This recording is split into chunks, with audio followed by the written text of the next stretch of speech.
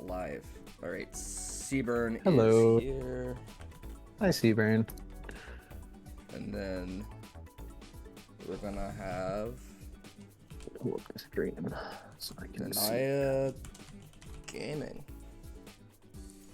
W. All right.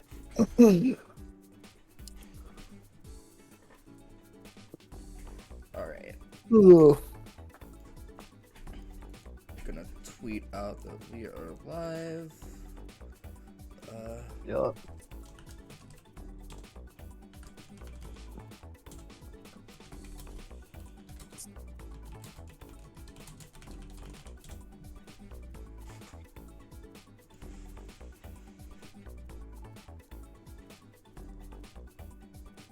All right.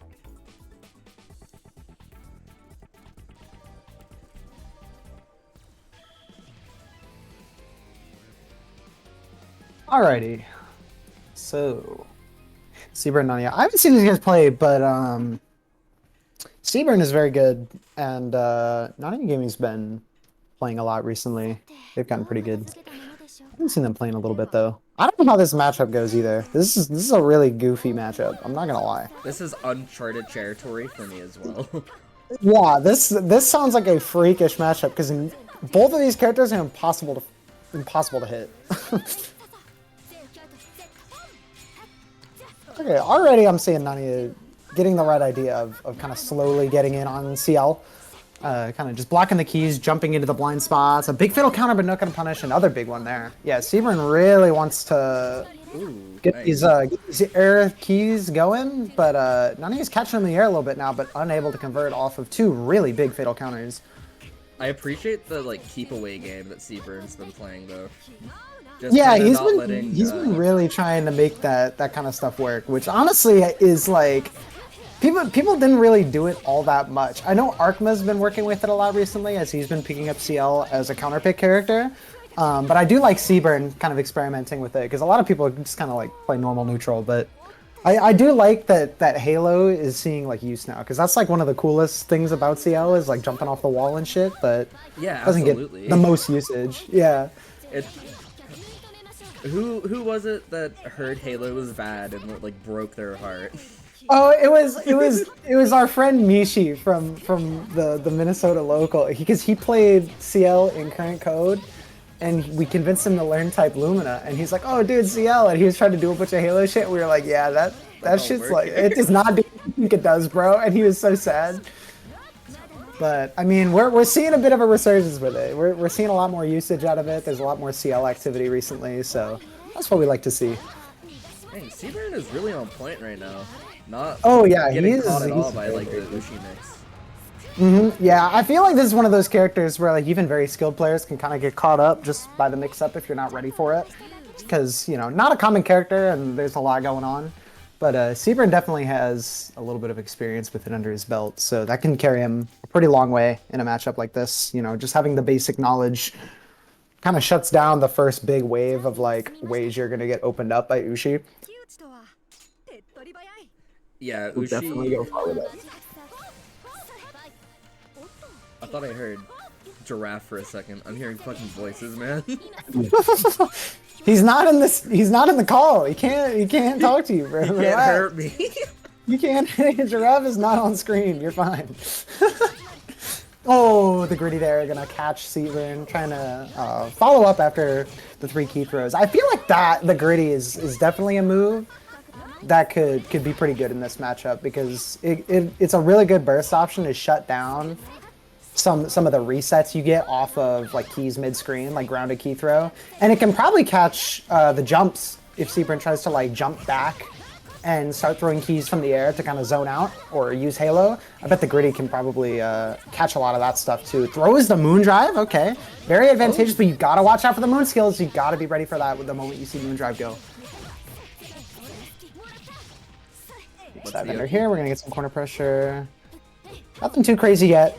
A little JA to kind of mix it up. Catches Nania jumping. I'm looking for that definitely. Yeah, and he went for the immediate dive kick to kind of threat the overhead and also to catch a jump there. Yeah, Seaburn very observant, but Nania is able to bust out a little bit and take the round for themselves. That's Just the first round, never mind. I am foolish.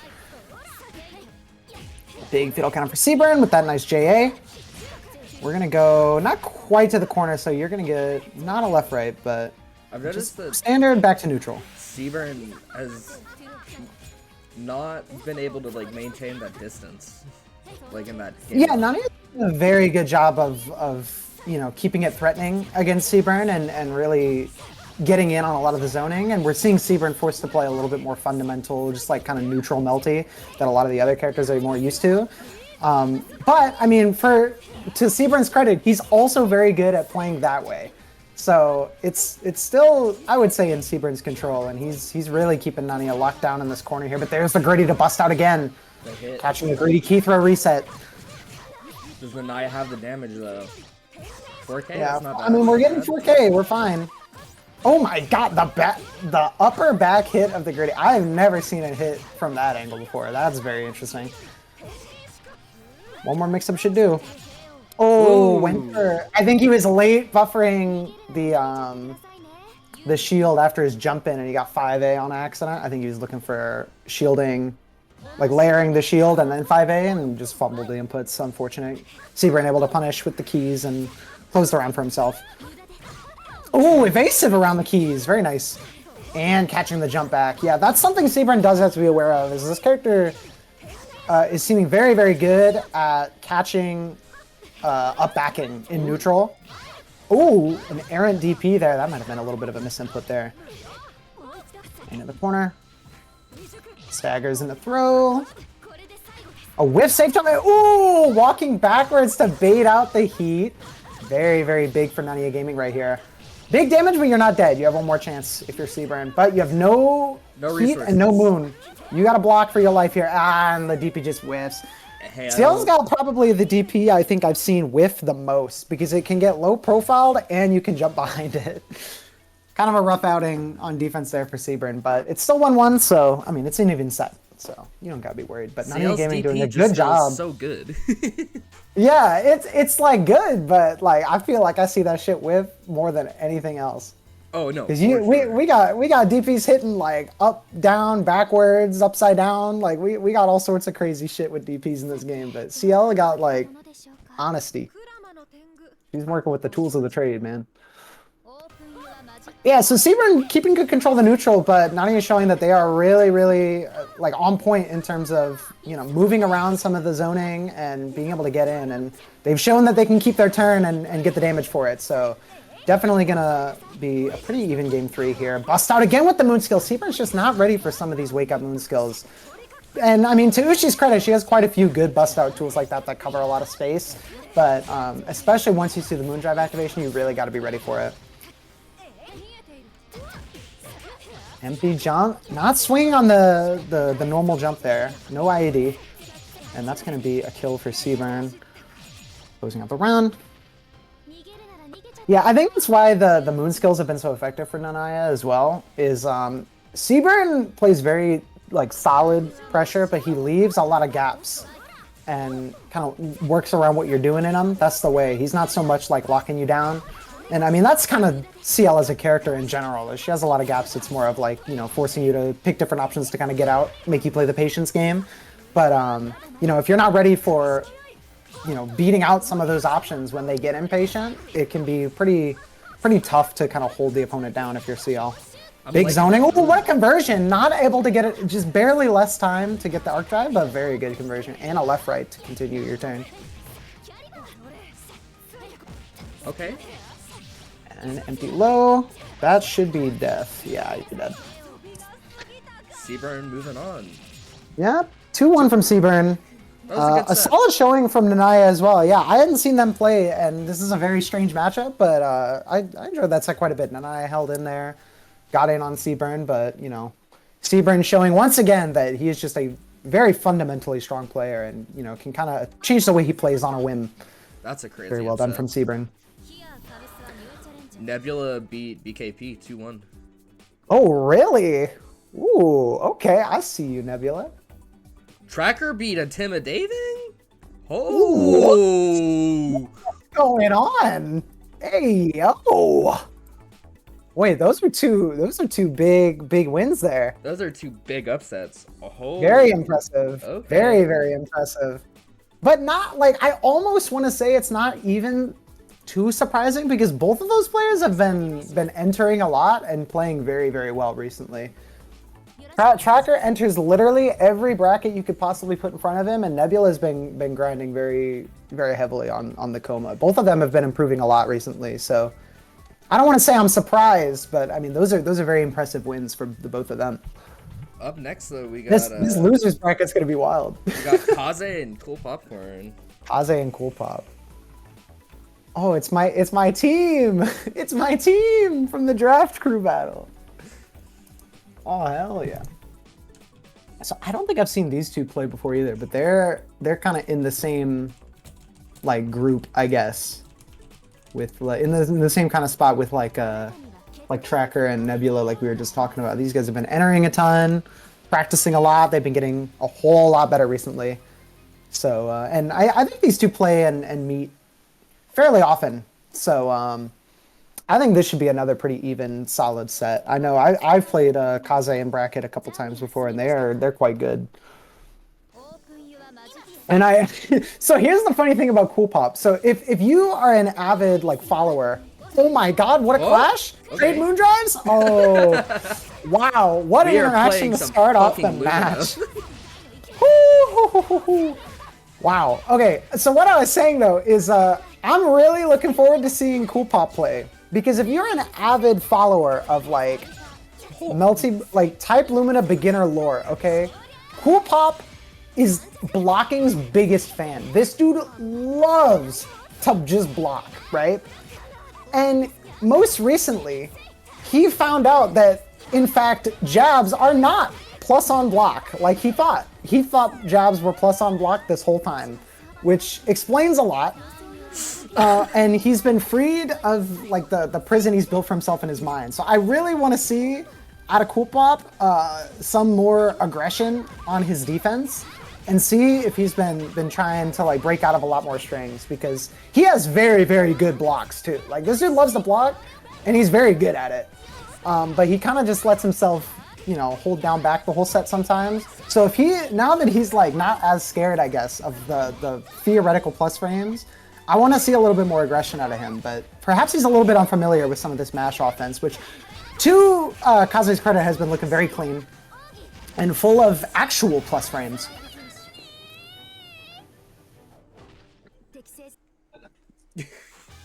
Oh, Blixby, you're right. I'm going to put a hex on him. That's my bad. I have, like, manipulative powers. I forgot about that. That's my bad, bro. I got to stop doing that.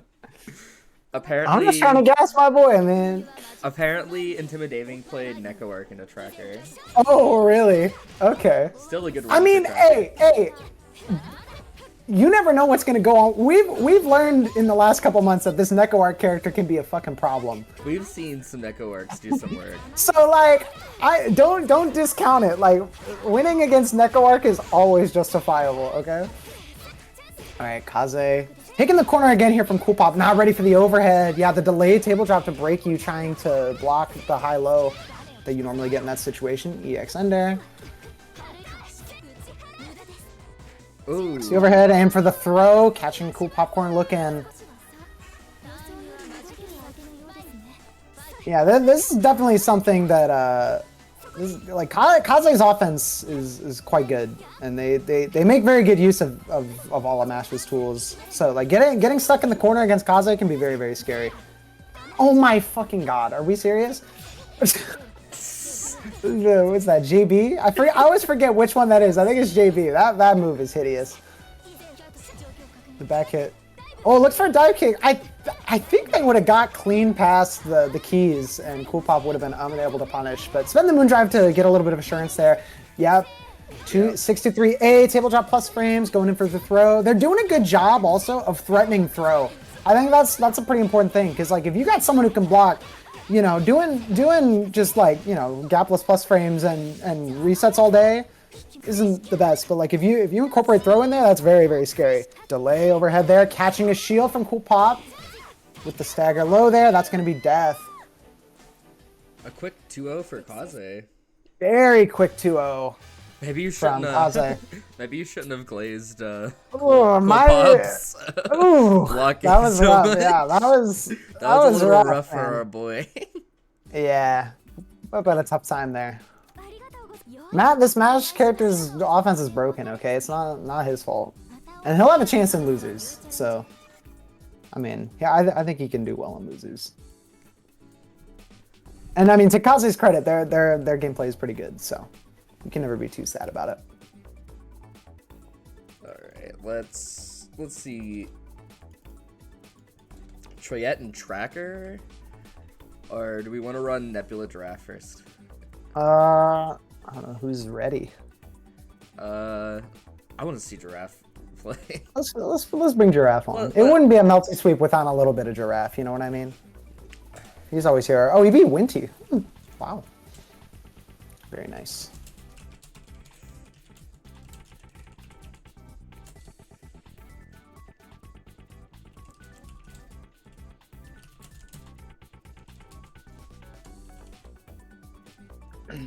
All right, yeah, so we're gonna get Nebula and Giraffe. Nebula hot off a good win.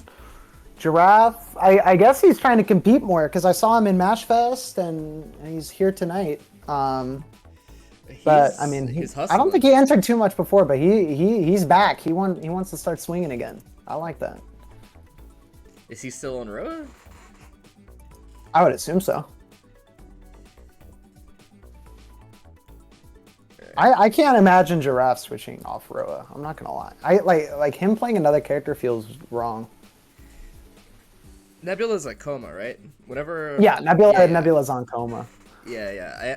I played Nebula like once during rank night. Mm-hmm. Yeah, they've been playing a bunch recently. They're quite good.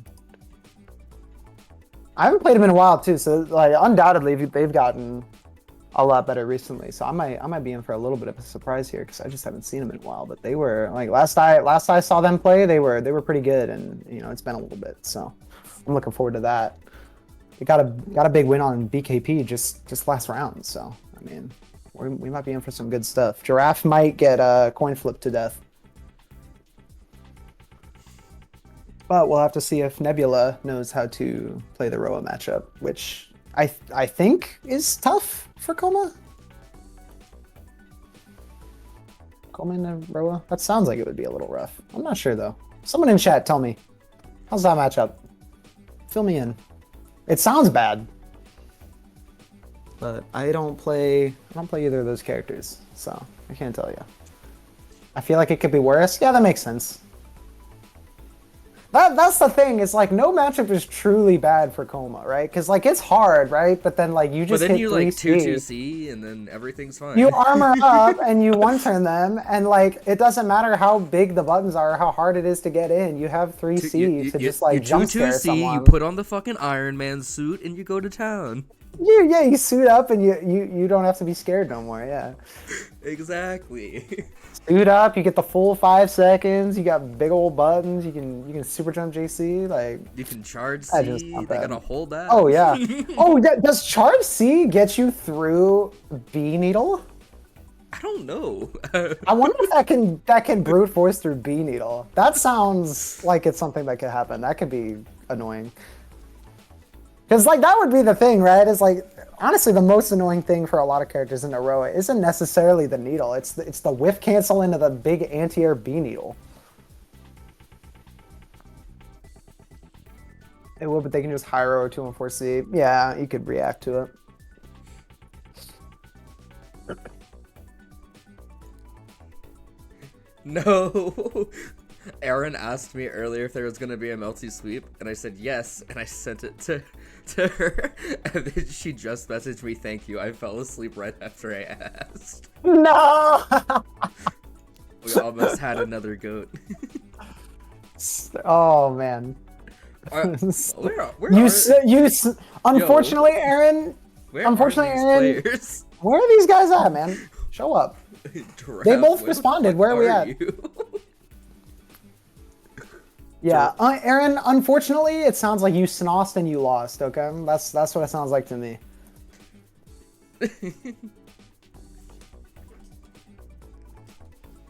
Man, where are these guys at? Hey, we got a schedule to keep, man. The Melty Sleep. The Melty Sleep. No. Damn, Seaburn got a game off Made in Heaven. Ooh, very nice. Damn. It's a good look for Melty Sweep tonight. We're getting some good sets in. It sounds like people doing well, people performing. That's a good look. That's what we like to see.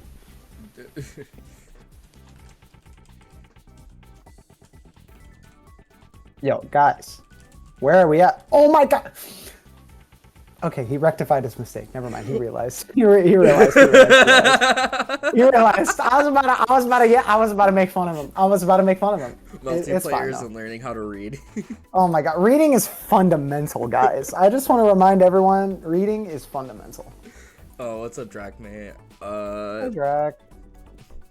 Let me see. I'll get the bracket for you. I'd love to be watching the good sets and questions. See, Blixby, I would too, but they won't show up. I don't know what more I can do, man. We ain't offline. I can't go yell at them in person. I gotta sit here and scream into the void instead until they join. Never ask Giraffe to show up on time.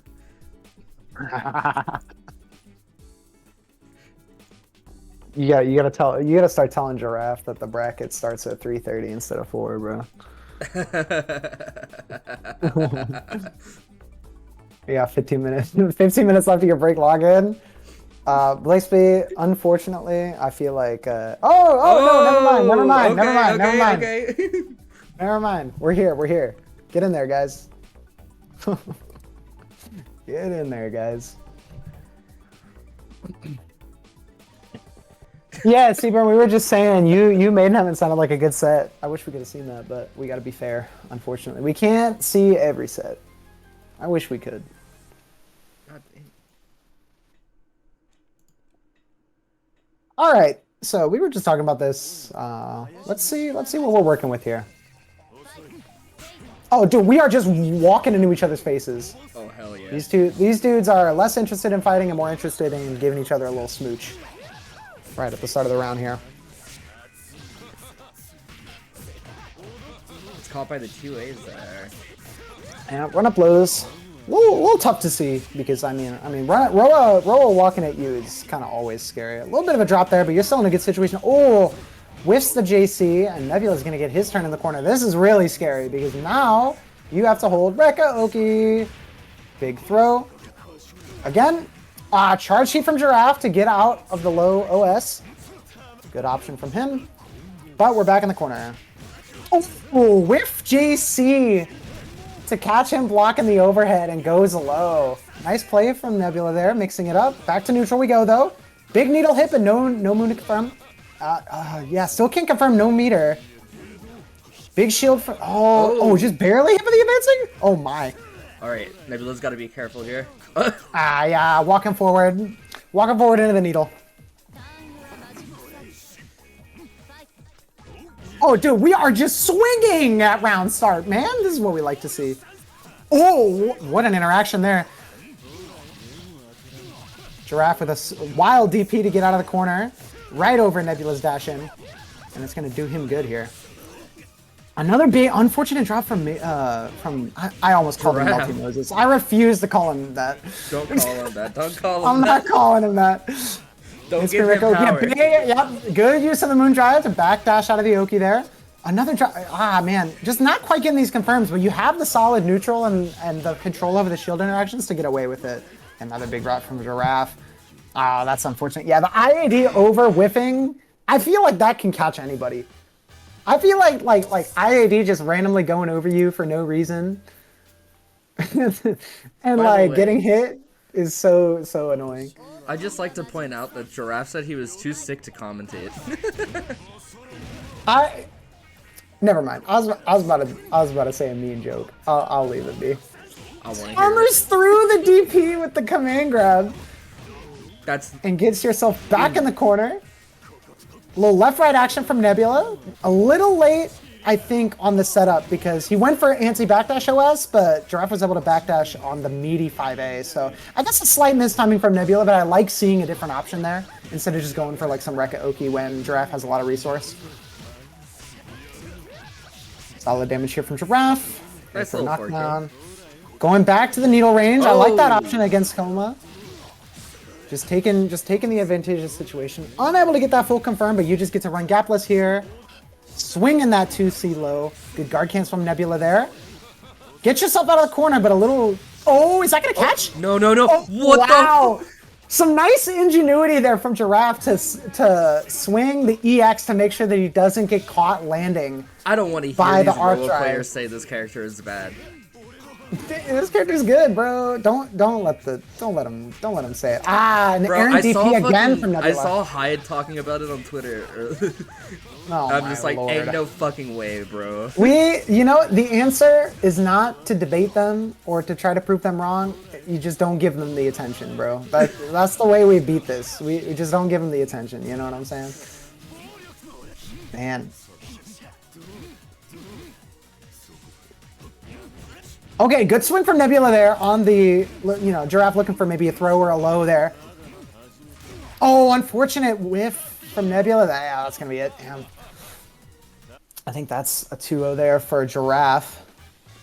Yeah. So, I mean, good looks from Nebula. Just some of the drops led to some weird situations that Nebula had to deal with, and especially on some of those tech situations is rough because even if you block and you get out, it's Roa, so you're never really out, right? He can just jam EX and get in there. But I mean, Giraffe made a couple of good, choices with resource there, and a couple good, Nebula, shield interactions and things like that. To where like even though there were some drops and there was some rough outings there, he was still able to kind of command a lot of the neutral and some of the other interactions to where it wasn't that bad. He was able to keep his turn for the most part. So good stuff from Giraffe there. Nebula looked like he was kind of struggling in that matchup. Yeah, it looked like he was a little unsure against some of the offense or playing around Needle specifically. I think a lot of the other aspects of the play were looking pretty good though. Just some slight mistimings or something, and I think he just had a little bit of a problem with the matchup. But I mean, it sounds like it's kind of tough, and I mean, I think everybody has a hard time dealing with Needle the first couple times they play into some Roa players. So, I saw the gears working. Something to come back and learn from. All right, we got a Saber on screen. Oh, you're smiling from ear to ear, I bet, because we got Saber finally. This is the longest we've gone in a Melty Sweep without seeing Saber on screen. The entire round one, we didn't see Saber, so now it's time for Junie's, like government mandated Saber time. Big match out from Tracker here. Yeah, so normally I think everybody knows Choyet from the Hisui, but I actually played Choyet the other day, and they're looking at picking up CL. I don't think they're full committing to it for like their main character, but it looked like they were interested in picking up the character on the side for fun. And they had a lot of good stuff going already. Choyet's CL was very good when I played them. They got a lot of the good stuff going on. Looking really clean right now. Yeah. Nothing personnel kid to take the round. Mm-hmm. B-Shield is the funniest fucking thing in the game. It's so funny, and it's like it's such a weird mechanic. I feel like Nice throw. it's just so weird. Big whiff from Tracker there. Aw, unfortunate shield looking for a mash there. Yeah, gets caught by Meaty Key. Full conversion in the corner from Choyet here. Oh, not quite. You still give yourself the left right. Oh, there's the conveyor drop. Oh, he misinput the key. Not able to get the full conversion. Unfortunate, but you're still in Moondrive. Ah, but yeah, whiffs a little bit of 2BC there. And Saber's able to swing back. It's going to be an air throw knockdown here for Tracker. Coast to coast. Back into the corner. Not getting 4K off of it. Empty Rekka, IED back in. No 2TC plus frames yet. There it is. Blocks the overhead, and Choyet knows. Choyet knows to guard cancel on the Moondrive. Tracker looking for a reverse throw out of that Moondrive, and Choyet just slams the XDP to get in. A little bit of Halo there. What a conversion. Good look from Choyet there. A nice conversion off kind of a stray Halo hit there from the Halo keys. Very nice from Choyet. That's always impressive to me. Converting properly off of some of those key hits. That's one of my favorite things about watching CL players is like she just has so many cool confirms that you can get, and some of them are genuinely impressive. Trading Moondrives here. But Tracker again getting it caught by that 214A, the A keys. Oh, 2 DPs gonna change your, change you to the right side, but not quite able to confirm. Big punish on the moon skill there, guaranteed because of the shield. Little bit of a drop there on some 5C timing. That seems like a combo where you're gonna have to, delay a little bit to control the height, so it can be a little tough. But the idea is there.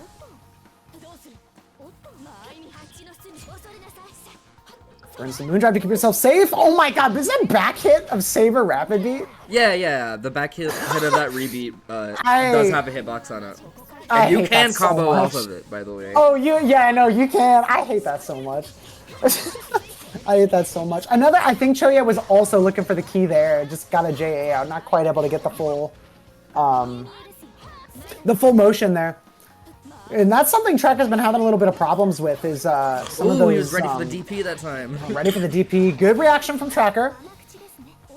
Yeah, Tracker was having a bit of an issue with the falling keys, and Choyat's also very, very ready for Tracker swinging a lot of moon skills. That's something that Tracker does like to do.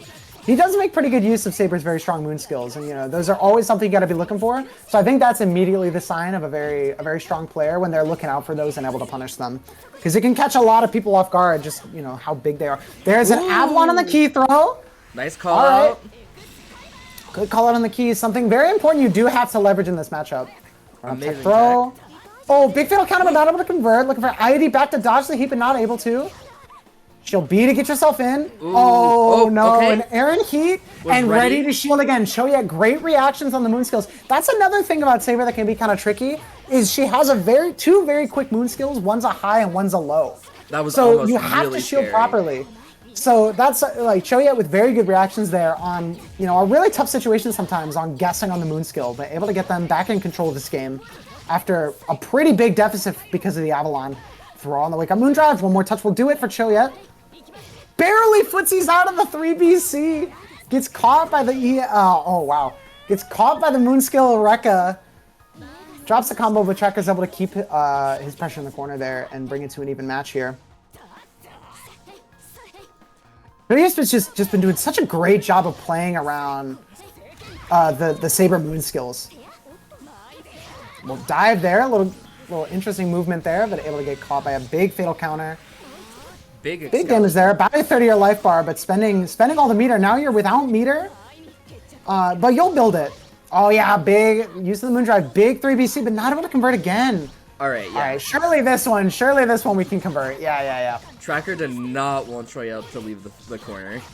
Yep. Big control over the ground. Tracker trying to put the win in the bag real quick. Yep.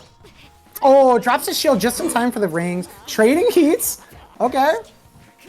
The throw.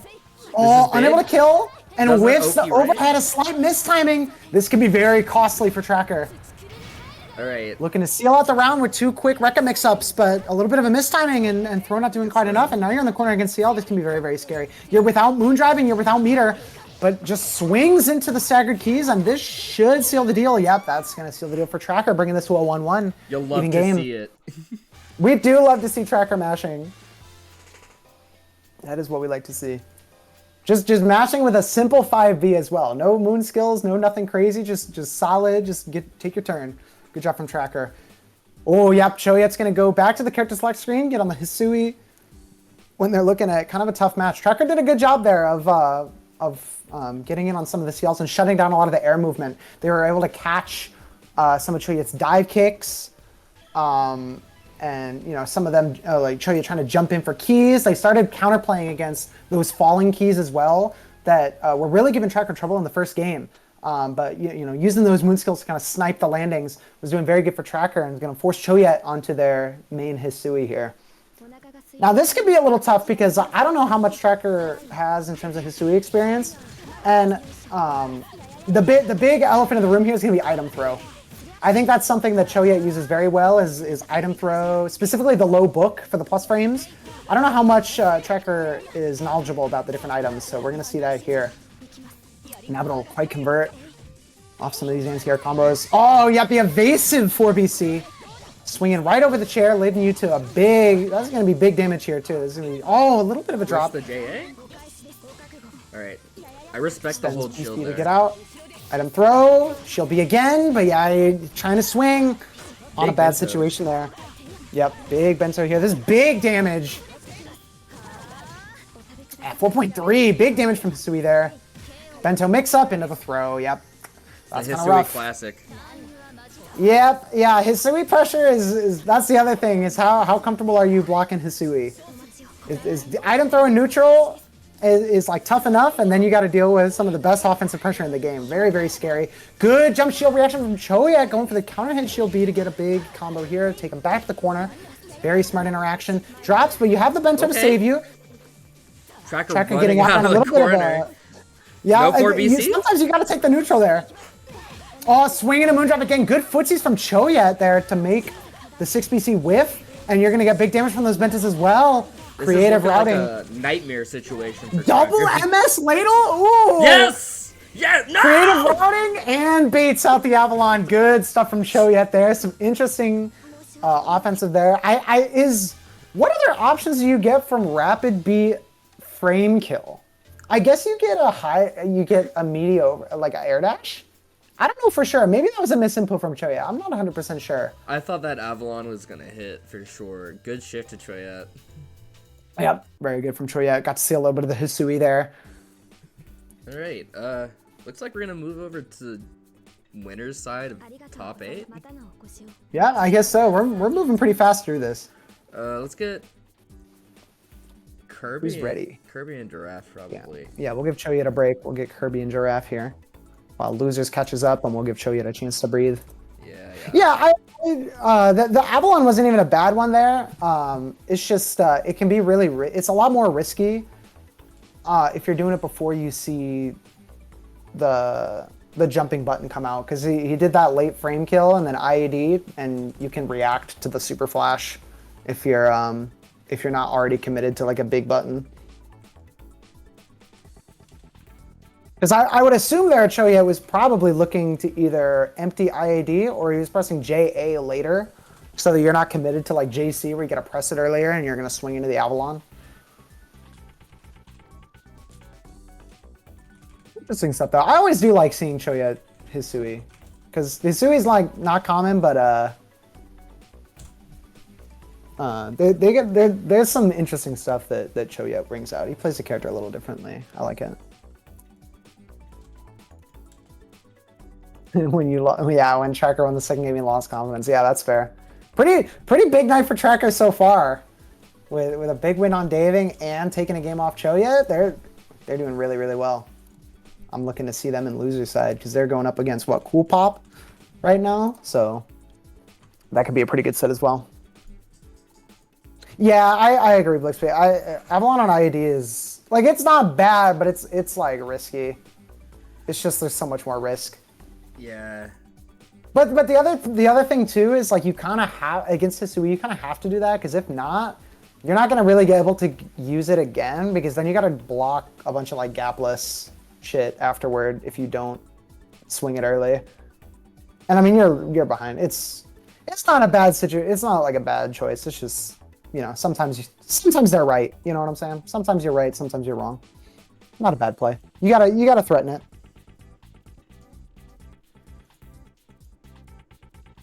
Oh, we got the... Oh, that's an interesting match. And losers side of top 8, we got Nanaya Gaming and Kaze. Oh, did Kaze win? I don't know if that one got reported yet. Let me Yes. see. Yes. Oh yeah, Kaze Noel. Oh, so Kaze and Noel did have to play. Okay, yeah, They no, just- all is right with the world. They had to play again. I saw them on opposite sides of winner's side, and I was like, oh, maybe they don't have to play, but nope, they got to do it. All right, so we're looking at what, Kirby and Giraffe here. Life finds a way. Yep, always, always. Sometimes stand users are drawn to each other. You know what I'm saying? It's been a minute since I've seen Kirby play, but he's one of my favorite players to watch. I like seeing the Marios. Oh yeah, yeah. I think Mario is one of the characters that is like the most Alright, expressive. what the fuck is happening right now? He just got grabbed I like don't 3 know. times. I don't know. Understand? Hey, I'd have got grabbed too. But yeah, Kirby has, I think, probably the most unique take on the character because he's kind of a lab monster and he's always doing something new. You know, big labber for the character. some unorthodox setups. And I just got done playing Mario for a whole month only for my local. So I was learning the character as well. So like I'm like extra interested to see Kirby play now because I kind of know what stuff you can do and how the character plays. So I'm a little bit more interested now, and I really do like Kirby's playstyle. And interesting, is that a left right? 2AA frame kill and a super jump J2B. I saw them post that in the Mario channel recently. I think it can be a left right. I'm not 100% sure on that though. Not able to convert off of Fatal there, but you just got to block the advancement here. A big heat out from Giraffe there, getting out of a jump. Unable to convert, but you still go back to neutral, and you still got a little bit of your heat left. Unable to convert again off that rising JB. That was something we saw when Giraffe was playing against Nebula earlier. Some of these rising buttons were unable to convert off. Big guaranteed punish on the moon skill. Back to the corner again. And now you're draining your moon and you're without meter. This can be very, very scary for Giraffe here. You do build a little bit of meter here, so you can look for an EXTP. Unfortunate whiff on the 623C from Kirby there. Oh yeah, and you're just gonna get caught by cross up none. And moon skill route, I don't think you're dead though. Yeah, no, you just no, get taken back to the corner for 623. One more chance at life here. Parry Oki blocks up. Good blocks on the IED and the whiff throw. Yeah, that's rough. I think Giraffe trying to mash on the whiff throw, but Quick game of one. course it's plus on whiff, so you got to hold that shit. Unfortunately, quick game one from Kirby there. Yeah, that's one of the things that Kirby does uniquely from some of the other Marios is that punch none parry Oki on the corner. They're a big fan of that, and oh, we got a leads to a lot of different options. Switching to Tono. Okay, I didn't know you were moving like that, Giraffe. I didn't know we were moving like that. I know they play Tono like casually. I didn't know we were whipping it out in bracket. Okay.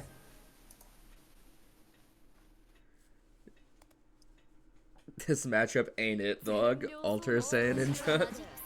Yeah, I would agree. I would think Throw would be a lot better. Yeah. But I mean, sometimes it's a confidence thing, you know. It's like I'm just not feeling the Roa. I need to, you know. I've definitely been there. I know that like probably Saber is a better matchup into Roa, but I fucking hate it, so I play Dead Apostle Noel. Yeah, I mean this game, like, is vibes based. Matchups are important, but I think the player matchup is the most important one always, right? And you know, with the game, the way this game works, like sometimes a worse matchup is going to go better for you just because, you know, the way you're thinking, the way the tools you got, you know. Yeah. Oh, no, for sure. The guard cancel heat there. Tries to heat out, but gets hit by the sword nun there, forcing you into guard cancel, and Kirby's ready with the reaction. This is going to feed the Roa players? I hope not.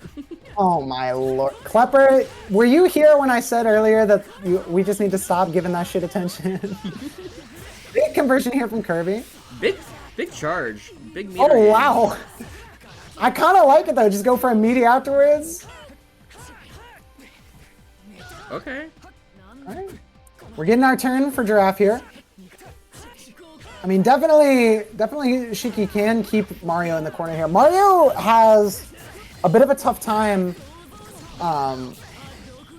mashing out of some of that pressure too because of his stubby normals, especially if you're playing from longer range where you're looking for 5C or 2C from Tono. If you're playing a lot more spaced pressure, it can be a lot harder because Mario doesn't really have buttons to swing on spaced rebeats like that. You kind of have to commit to like 5B, which can take a while because if the first hit is not advancing you far enough, you have to wait for the second hit to come out and it takes a long time. So it can be really hard to mash out. And also, I mean, Shiki's air dash is kind of low to the ground too, so it can be kind of tough. But, you know, the Tono not quite working out, but Kirby gonna take it there. But, I mean, sometimes you just got to make that choice and see what works, you know. Draft still has a chance to make it work in losers. Yep, sometimes you got to try something different. And, you know, it's information for when you come back in loser side. All right, we're going to get Made in Heaven and Shoyet up. Oh, yeah, Giraffe says the one time he's beaten Kirby was with Meme Shiki months ago, and he was like, what if? Yeah, see, sometimes that's what you need. You just need the mental, like, you know what? Maybe this can do it. You know, try something out. Matchups aren't everything in this game. And hey, it's content. I know Giraffe is a big lover of content, so you know, Make it interesting for the folks at home. How accurate was my seeding? I don't know. It's looking pretty good. Yeah. Yeah, I looked it over before we started, and it looked good for the most part. There was like maybe one placement that was like, I don't know, but it was looking good for the most part. I don't know. You don't got to sweat seeding too much if it looks mostly good. Okay, we're going to get Maidenheaven and Choyet here. Okay, Marcus got his wish. He doesn't have to play against another CL. We have seen Choyet win this, though. We've definitely seen Choyet win these.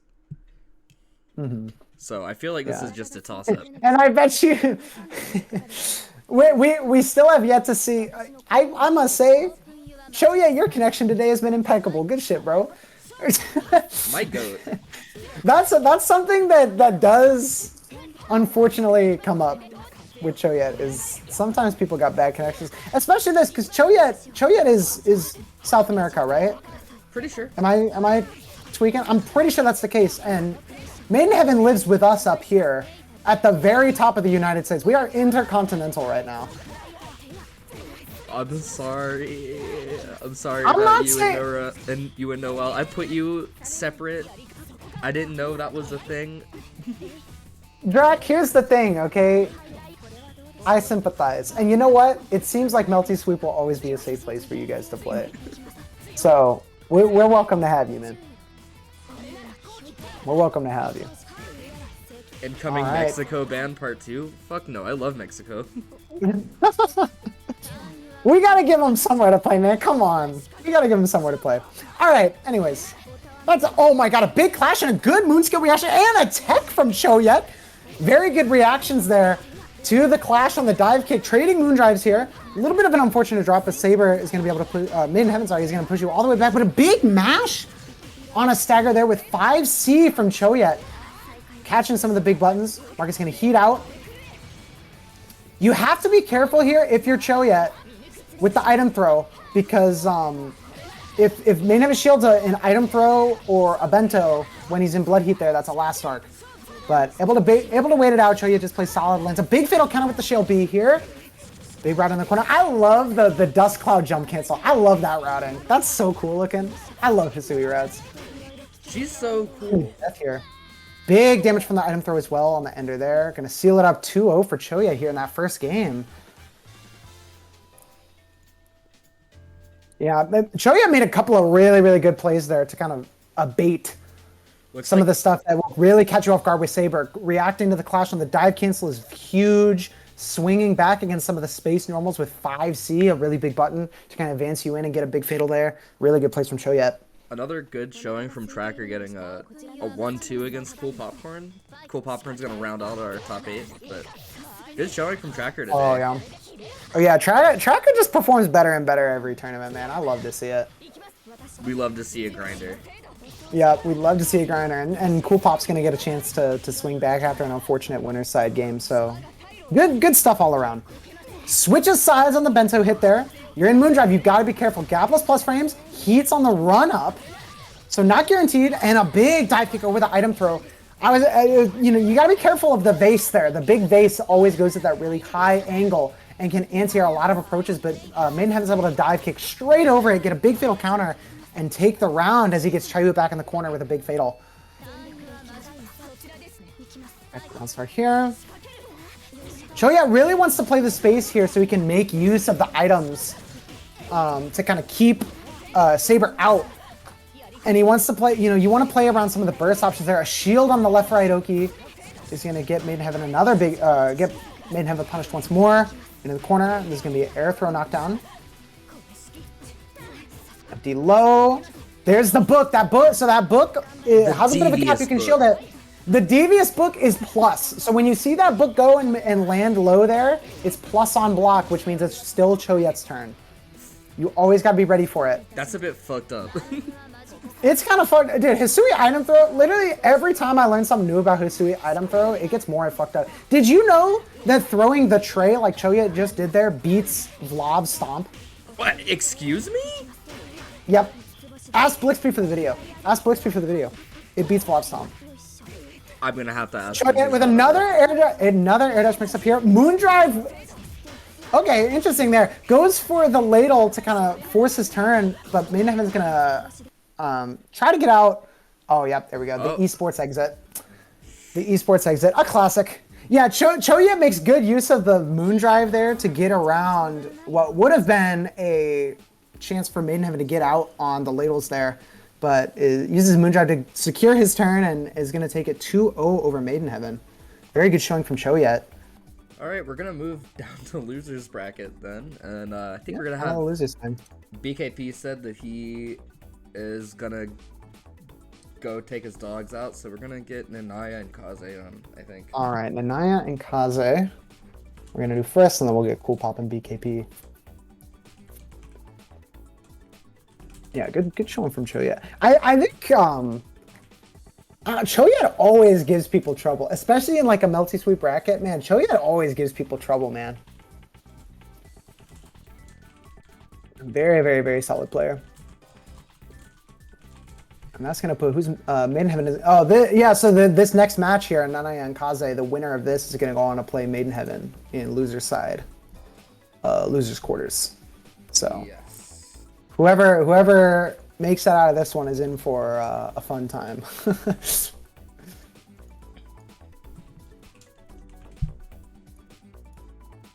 I'm actually really curious to see how this set goes. I think this will be a good set. I think this one should be good too. Both these plays are kind of around similar. So there's like a segment of the player base, right, where it's like kind of like the up and coming like intermediate players like we've seen a lot of here, and both of these are some of the better of that batch, I would say. Kaze is very, very good. Nania makes good use of an unconventional character to go really, really far. I think they have a good handle on Ushi's tools. I'm curious to see. I feel like this might be a little bit of the Wild West here. This might be a little bit of a quick draw matchup because both Kaze and Nania are very, very willing to kind of just bust out with a lot of the big moon skills. You know, like you get three BC and Shield Bash and things like that from Kaze, and Nania obviously looking for the big gritty to kind of close the gap and force their way in. So it could be kind of a very, very aggressive neutral here. But first we're gonna have to see if Kaze knows how to deal with the Ushi offense here. Very, very tricky. Good blocks there. Heats out to get back to the mid screen. Big dive kick to pull Nania all the way down to the ground, give you an OTG. Look for a jump in here, not meaty. And there's the gritty to bust out on the gap of, I think that was a charge 5C or stagger 5C. Big bust out from Nania here, and now you're gonna take a left right. Ooh, big swing. I think what's the input for that move? Do you know, Junie? For the match? For the two upswings. I can never remember what the input is. Quarter circle back, isn't it? Like it's a quarter circle back? Okay. So that confirms my thought then of Kaze looking for a DP and getting their input crossed up. Yeah, it's 214. Okay, that's so weird. Because it's like Shield Bash is 236, DP is DP, 214 is upswings. Okay. Yeah, they got their DP crossed up there, I think. Yeah. Okay. That makes sense.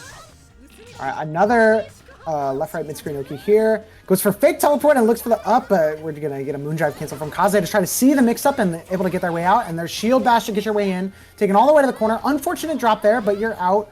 Tries to swing far range with the 2-2C to kind of snipe Nania, but they're able to just barely outspace it and get back in to bring Kaze to the corner here.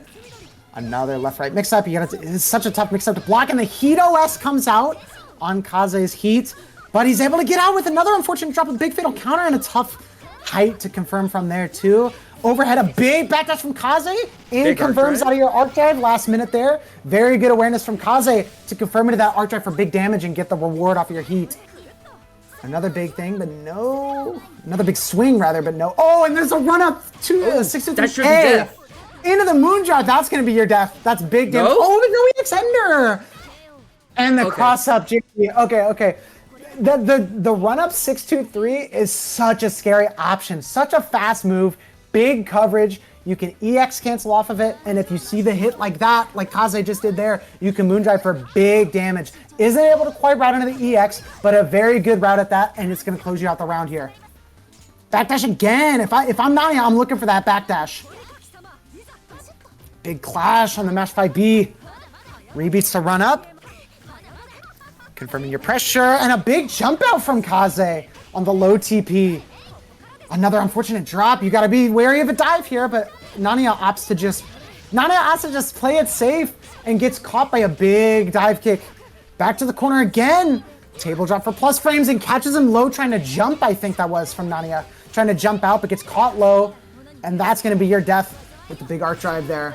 Big damage, 5k from Kaze there. Some nice routing. Taking advantage of your plus frames from that table drop there to catch the jump and can secure you the round. That was a big comeback from Kaze. And then Naya took round 1. Mm-hmm. Yeah, Kaze started feeling out the ways in which they can slip out of some of Ushi's really tricky offense with the backdash. 2 times there, 2 good backdashes and a jump out of the empty TP. And really making it hurt when Nania is not able to cover some of those options. If I'm Nania, I'm looking for maybe a meaty 5A and a 2C to cover a backdash. I'm looking for maybe just some more simple meaties, you know, because you don't need to worry about like baiting heat and things like this because you've already shown that you're heat OSing and some of the more risky options are coming up from Kaze. So you really want to be looking for a lot more option coverage if you're Nania. And then once you got them scared, you can look for some of the more tricky mix-ups. Greedy to bust out again. We're just flying around here. This is some nice melting movement. TP's in, able to space it, Kaze able to space it out, but gets put back in block stun. The Gritty again coming out. Big dive kick, 2-2C, and it catches the teleport low from Nania. So unfortunate. I like that option to get around the 2-2C and punish fast, but the lingering frames of that 2-2C, such a hard thing to deal with. Big DP out and the EX confirm, and the side switch. Excellent from Kaze to keep your turn here in the corner, keep Nania Gaming locked down. And now they're out of heat, they don't have Moondrive. This is very, very scary for Nania. A big tech, Moondrive to catch their option on reversal and shield it, and goes for the empty shield, seeing Nania. Reversal shield, big fatal counter from the Moon skill, and that's gonna be a round for Kaze. The 4BC. The big 4BC. Yeah, now we know it's a 4BC, so I can properly label the move. Good run from Nania, but not quite able to catch, and there's a big mix-up, catching Kaze backdashing. You saw Kaze dashing in the other direction into Nania's face because he was catching the backdash there. Big fatal counter again there, catching Kaze trying to mash out. This is what I wanted to see, what I was just talking about. I want option coverage. I want to see him call out the backdash. Really well played. Good tech from Kaze after an Aaron shield there. Good blocks. And just plays it simple, goes back to the neutral. Another run under attempt from Kaze this time, but not able to swing it again. This should be death, and that's gonna be a perfect for Nania back in the game. Ooh, very impressive. Yep, a lot more coverage here from Kaze. Nice big air throw, and a big DP bait as well. This is gonna do a lot of damage, get you all the way to the corner, and enable some tricky mix-ups here. If you're Nania, this is a very, very good spot to be. But you have to beware. Ooh, nice catch on the heat. Wow. I was just about to say, you have to beware of the heat and the Moondrive here, but Nania spaces it out, expecting the heat to come out, spaces, and gets a big punish here. Now you're looking at death. One more touch will do it. Not quite enough from a throw, not fatal. A fatal throw might have killed. A big tech from Nania, or from Kaze, sorry. Swinging out, looking for an option there, and just trading moon skills. DP and there's the quick draw. Nania just a little bit quicker on the trigger. With the moon skills, able to catch Peppermint Tea, or Kaze. Well, that's their tag. What am I doing? Yeah. Able to catch Kaze here. I talk too fast. I talk too fast. Bro, you Nania able to bring it back, make the adjustments, and seal it for an even 1-1 here. You gotta look into becoming an auctioneer. Dude, maybe. Maybe I found my hidden talent, man.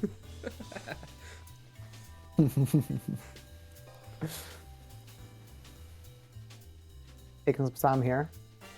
Never a bad thing to see. I always like when I see people taking their time here. It's very, very important. Don't look at tournament chat. Oh, now I gotta. Not my good.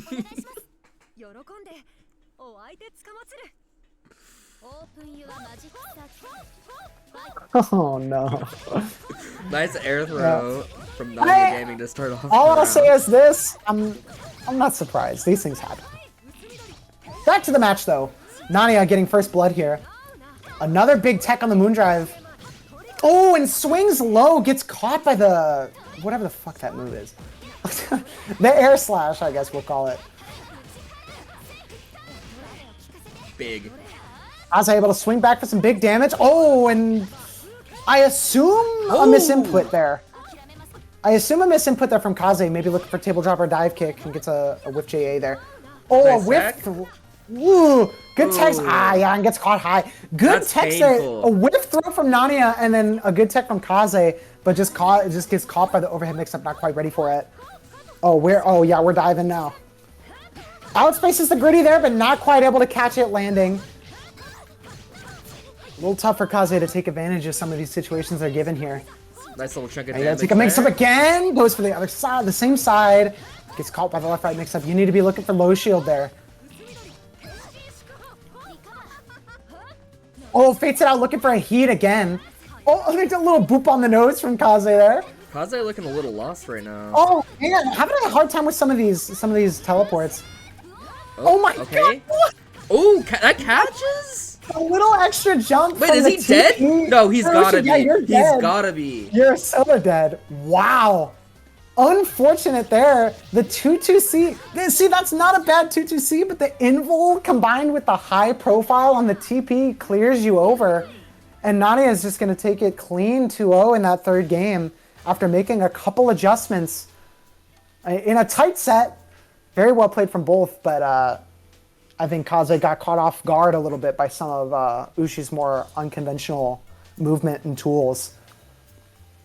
Nania made very good use of some of the TPs and the hops to kind of get over some of the, like the 2-2C specifically I saw. I saw, we noticed 2-2C getting whiffing on a high profile a couple times that set. Be kind of tough. So we got Cool Popcorn versus BKP right now. Okay. Cool Pop having a chance at redemption here. I thought you could heat, yeah. Yeah, good adjustments in that set from Nania. Moving on here.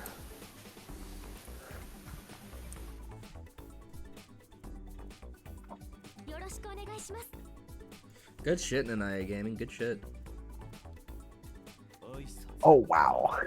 I fully read what was going on there. Damn. All right, we got a Dante's on stream. We got the Coker. We got the Coker. Time to lock the fuck in. Coker's here. That is BKP. That is BKP, yes. We're going to see Cool Pop test his mettle against BKP here. I don't know how much Cool Pop is familiar with Dante's, but I think some of their more defensive playstyle with the keys and stuff could do you very well here, because Dante's has to commit pretty hard. Oh, the 3C clashing. Looking at, trying to catch the jump there against the third CL key, but an unfortunate clash is going to give Cool Pop away to the corner here. Looking like he's pretty comfortable. We have a couple local cokers, but they're not super well versed in the game. Yeah, you'll get there. And the empty low coming up from Cool Pop. That's going to be a quick and clean round for Cool Pop there.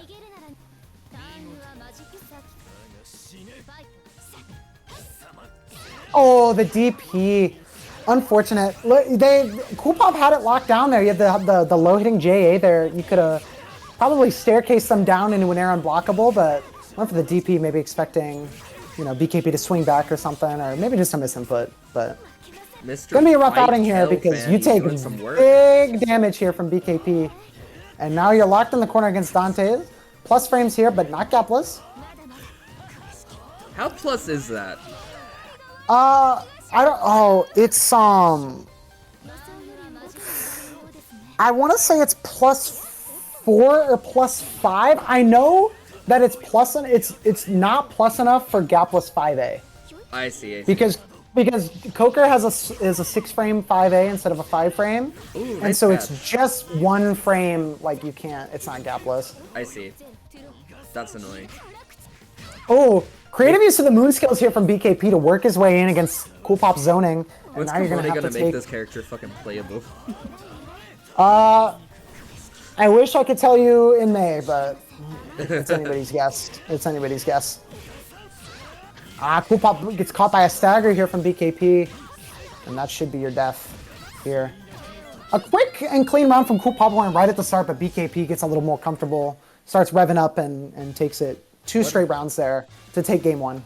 What a turnaround. Yep. It might have taken a second just to get used to the matchup, but I think they're looking a lot more solid now. Big run under with the 4C. This should be, a little bit of a side switch. Not quite able to confirm, but you get a good tech situation there with the rapid beat.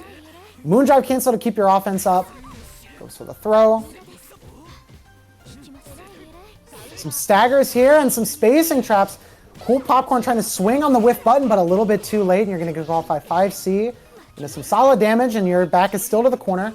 A good shield and some patience, not getting hit by the shield BC counter. Big jumps in. Cool Pop hasn't been checking BKP's jumps here. Kind of just super jumping in, feeling it out, and just working his way in slowly. If I'm Cool Pop, you need to be looking to either catch the jumps with the keys, or you need to be meeting him in the air with some of your better air normals. Shielding in. Expecting the 5C to hit, but not quite. Cool Pop trying to play keep away? Yeah, trying to play keep away, playing it very patient, but walks their way in to super jump range again, like I was saying, for BKP to kind of force their turn in. There you go, a little bit of aggression in the air there, trying to catch BKP jumping. Not able to convert up a Phantom counter, but now you have your turn. Work him into the corner here with the long block strings and a throw. Not able to catch the wake up mash, probably looking for another throw. Gets caught by the low Rekka. That's, I think, a couple times there, BKP's done Rekka 1, Rekka 2, and not done a follow-up to reset their pressure.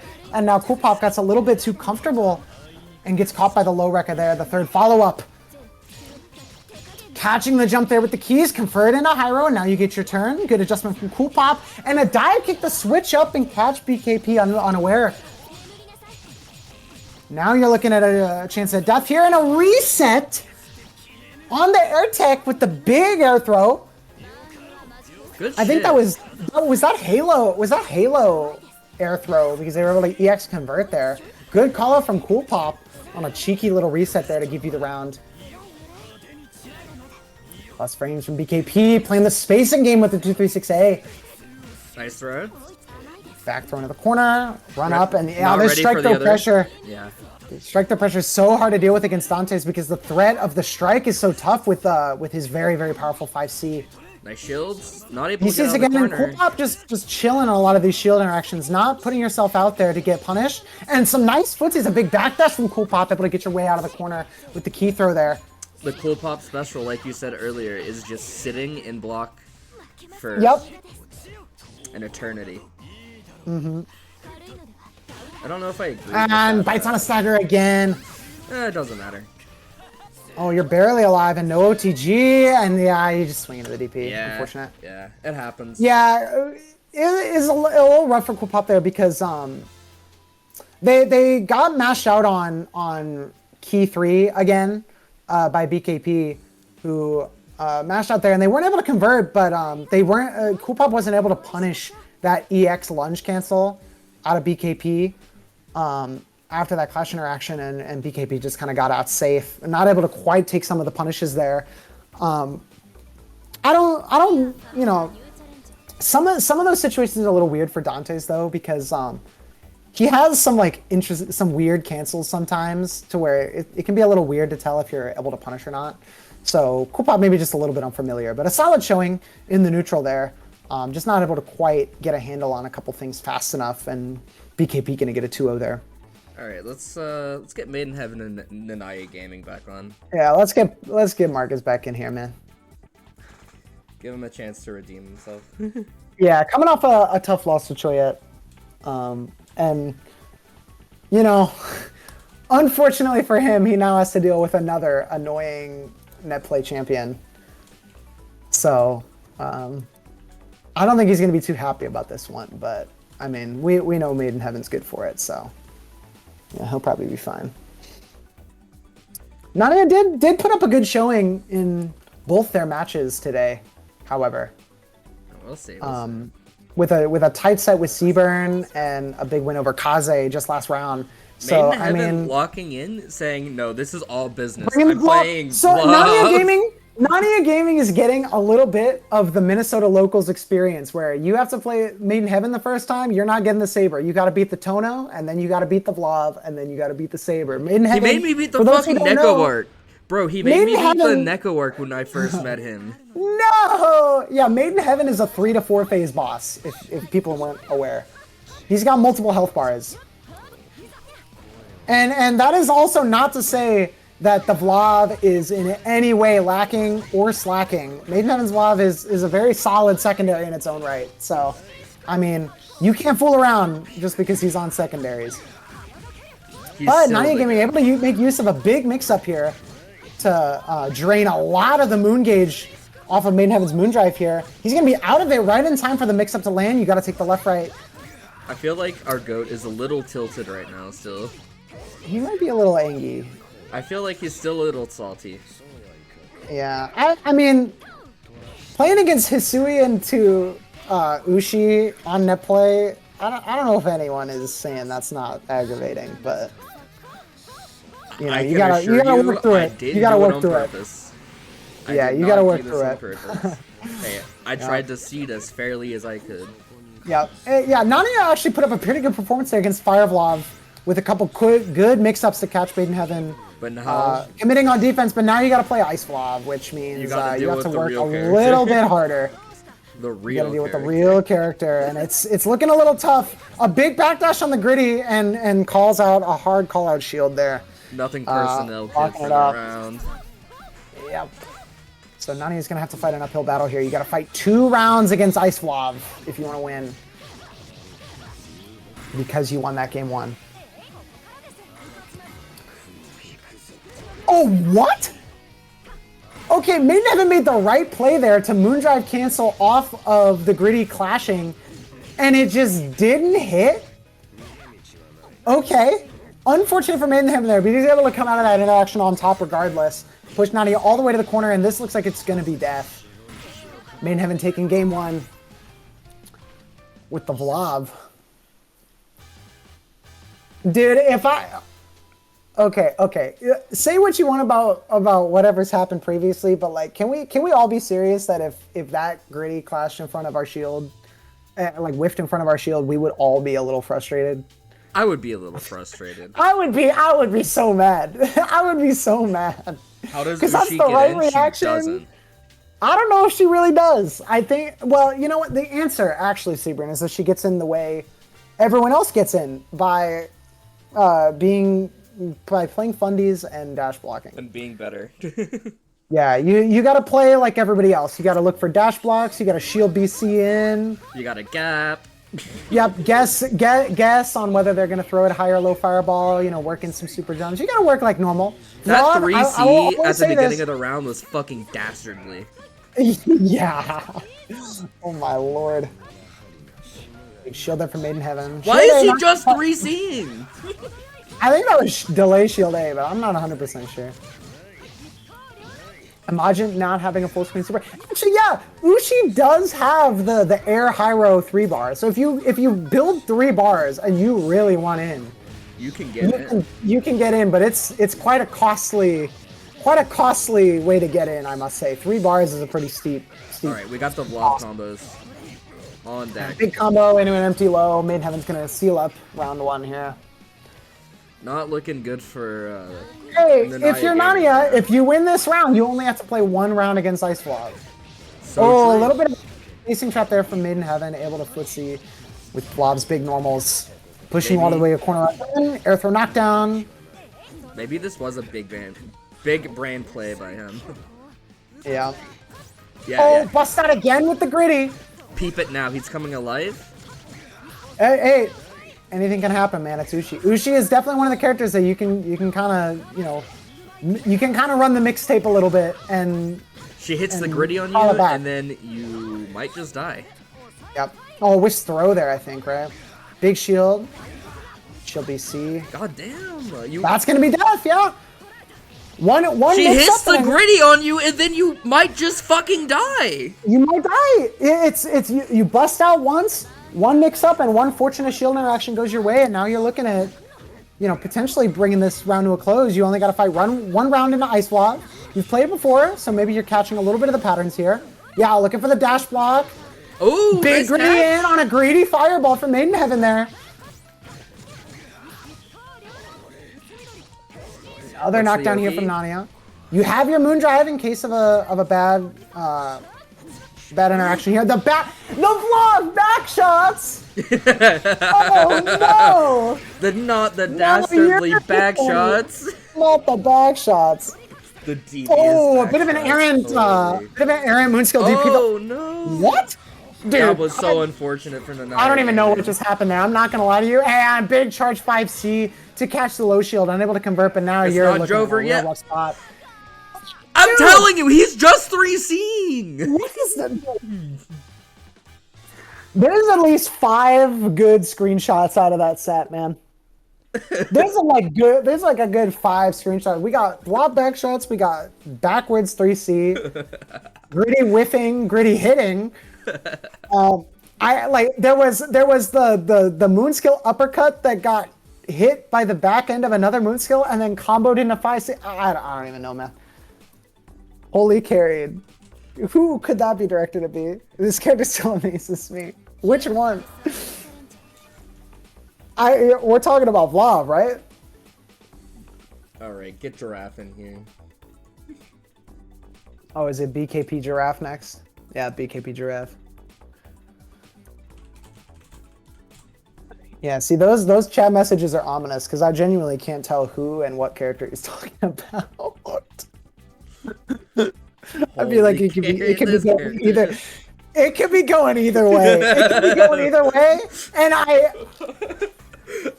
You're actually right, and that's so. I don't see. Here's the thing: is either way, it's like I ain't exactly agreeing, but I ain't exactly disagreeing. Okay, I'm playing the fence here. I'm gonna not say any more so I don't get in trouble. It's like whenever I say Dan is bottom 1. Yeah, I'm not trying to get yelled at tomorrow at the monthly or taking the blob. So I'm gonna just not say anything, and we're gonna let him cool off a little bit. All right, we got Giraffe on the way. Yep. I'm actually curious how this set will go. I think this will be another good one. Yeah, this could be pretty fun.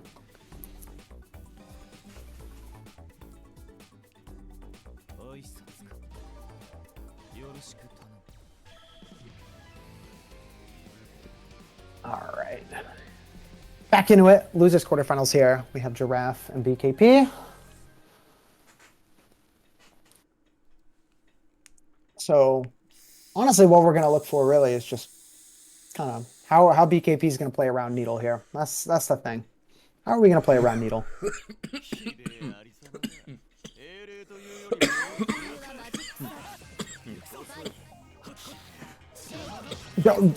Jumping rib cage, interesting option. Maybe a misinput there, but big fatal counter for BKP, but not able to quite seal out the full combo. But you just get to go back to mid screen, full screen rather, where you get to play for your hit scan full screen beam, which honestly could be a little troublesome in some situations for Giraffe here, because 4BC can't always reach all the way over there, and it's got a bit of startup compared to the hit scan fucking sniper rifle moonskill beam that Dante's has.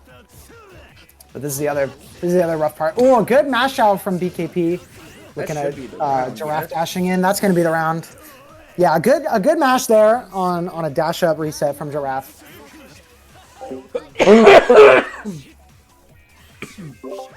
Oh, we're trying to swing. Oh, we're swinging. Oh, the 236A burst option to catch Giraffe. Maybe looking for another option that he could take advantage of with Needle there.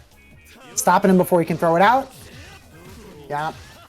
Air dash back to go back to the same side overhead. Catch Giraffe looking for a left-right with the lows there. Moon drive to C, but the throw is already coming out.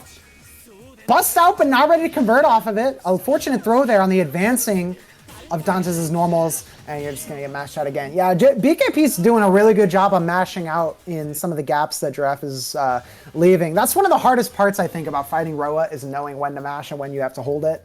And BKP showing that he is more than ready to take advantage of the opportunities that he's given. Going in round 2 here. Arkema dying in the Game background. Oh my god, the upper back hit of 4C and a whiff on the DP, the 2C. Perhaps low profiling Roa's DP. I said that right. Whiff button, fatal throw for Giraffe here. Get him a turn to mid-screen. Good shield from BKP on the gap. That does have a gap now, you gotta remember. Always remember that there's a gap now. Denying Giraffe his plus frames, but a big shield, good awareness and use of the Moondrive there to get out of the 2-2C. Big drop though is going to cost BKP as we're going not quite all the way to the corner, but you're gonna have to take a big combo here. Air throw, and you have to take a left right on the EX needles. Very, very tricky. This should be death. Yep, Giraffe gonna take a round there. Yeah, I've noticed Giraffe is going for a little bit more damage on his knockdowns there instead of saving his air actions for the tricky left right you can get off of Roa air throw. Going for damage and a little bit more solid there instead of going for the left right, which I hear can be tricky to execute. I hear that the air throw left right is a little tough to do. Moondrive to see what options are ringing out here, and you're just gonna run up and stagger, catch BKP trying to slam something on defense. Shields back. We're gonna wow. Okay. Trading heats on a big scramble there. Giraffe doing good to bait out the shield, doesn't want to get last arced. And now we're back with no meter for either side, so this could be kind of tricky. That run-up throw was iconic. Yep. The run-up throw whiff. Yeah, run-up throw whiff. Big Moondrive again, and catches BKP jumping with the shield, reacting to, I guess, probably a DP or something of the like. A moon skill to bust out, but Giraffe is going to run under and give himself a game, evening up the set. It's a lot of some tricky scrambles here from both players. You can kind of go either way here because a lot of strange situations, and you know it's kind of just an awareness check here. Oh, Roa's long air dash sailing over the anti-air attack from BKP, giving Giraffe a turn to fight. First blood here in this round, and you've already lost over half your health bar, and you're in the corner against Roa with Moondrive. Whiffing tackle to perhaps bait a reaction. Not going to fall for it, but the air dash will do it. You're not quite dead here, but you're dead to throw, and against Roa, that's one of the worst things you can be, is dead to throw against Roa. But just opting for a stagger, and BKP's going to shield his way out of the staggers. Not worried about the throw. Bringing Giraffe back to the corner. I didn't realize. Big heat to get some of your life back and break his guard. Force a tech interaction, but Giraffe just comes out swinging. Got the pressure. The last of his meter to get the EX there. And we're back to the scramble. Guaranteed punish on the Shield of the Moon skill. Good play from Giraffe there. A big lead. And is able to keep himself alive after an unfortunate reversal. Man, these guys are just sailing in at this like upper half of the screen. Both these characters have pretty straight air dashes. So you have a really long lines of engagement there up in the kind of the middle of the screen there. Both of them with really good air normals there as well. So, you know, that can be a really contentious part of the screen here in this matchup. BKP. Big throw there. A slight whiff. And a DP is going to give Giraffe a chance on that tech to steal the corner. There's the throw. And a delayed air dash, but not able to quite convert. BKP mashing again on the stagger. Gets the low. I like that adjustment from BKP there. He was shielding the staggers because Giraffe hadn't thrown them. Giraffe throws them and instead opts to go back to mashing on the gaps instead of trying to shield them to catch any more potential throws. This is set point for both. Yep, even game here. There's the left right on the EX needle. Good blocks from BKP, and is able to catch with the bottom of 5C, catching the B needles there. Big fatal counter, able to switch sides and bring Giraffe all the way back to the corner. Big damage here. All right, what's the Yoki? Bro, just stares and throws him. That's for left right there. Needle. Ooh, opts to try to burst back in with 236A, but loses out to Giraffe's needle. All right, what's There's he the got? air throw left right that I was just talking about. Giraffe does have it in his pocket, brings it out in this final game of the set. Oh, BKP's is just bigger. that's pretty rough because you whiffed a moon skill and you drained the rest of your moon. So you're working without moon for the rest of the set. You have to cram a little bit more of your meter there, and BKP can get out of a lot of interactions here with his moon that he has stocked up. So this can be a little hairy here because you have to worry about 6BC and catches the landing with the very tip of Rowa 2C. That's really Safe big. Heat. Really Guaranteed big for safe Giraffe heat. here. You keep your corner. Oh, Waste the big, meter, oh DP's my out. goodness gracious. DP With City? Works Ike Drive. You're not quite dead. Oh, is that guaranteed? No! Oh, not quite. Next hit kills here, and throw will kill. Not quite though So for close. Giraffe. And a big fatal counter on the stagger is gonna just narrowly give He squeaks it Giraffe, out. just narrowly by the skin of his teeth, brings that very, very close losers quarter set back. Giraffe gonna take it over BKP. Wow. Okay. Giraffe. I didn't realize he was moving bro? like that. What the fuck? Why are we whiffing Arc Drive raw and then DPing after and we win for it? What on earth was that? I'm just kidding. Good shit, Giraffe. Good shit. Very, Giraffe. very tight set. Very, very tight set. Good showing. All right. Let's do loser semis and then we'll go back over to winners finals. Gotcha. Sounds good. All right. So that means that Giraffe is going to face off against Maiden Heaven here Yeah. in loser semis. Man, that was that set was content. What the fuck was happening? Oh man, whole lot going on there. It's because he's sick, guys. Trust. It's because he's sick. Okay. If you have any criticism of Giraffe that set, it's because he's sick. Okay. You can't blame him for it. He's ill. But he better get over being sick real quick because he's got to go right back in back to back against Maiden Heaven here. And this is Maiden Heaven, who probably is seeing red at this point in the bracket. And I can tell you from experience that very few things are scarier in this game than Maiden Heaven when he's just a little grumpy. Scary.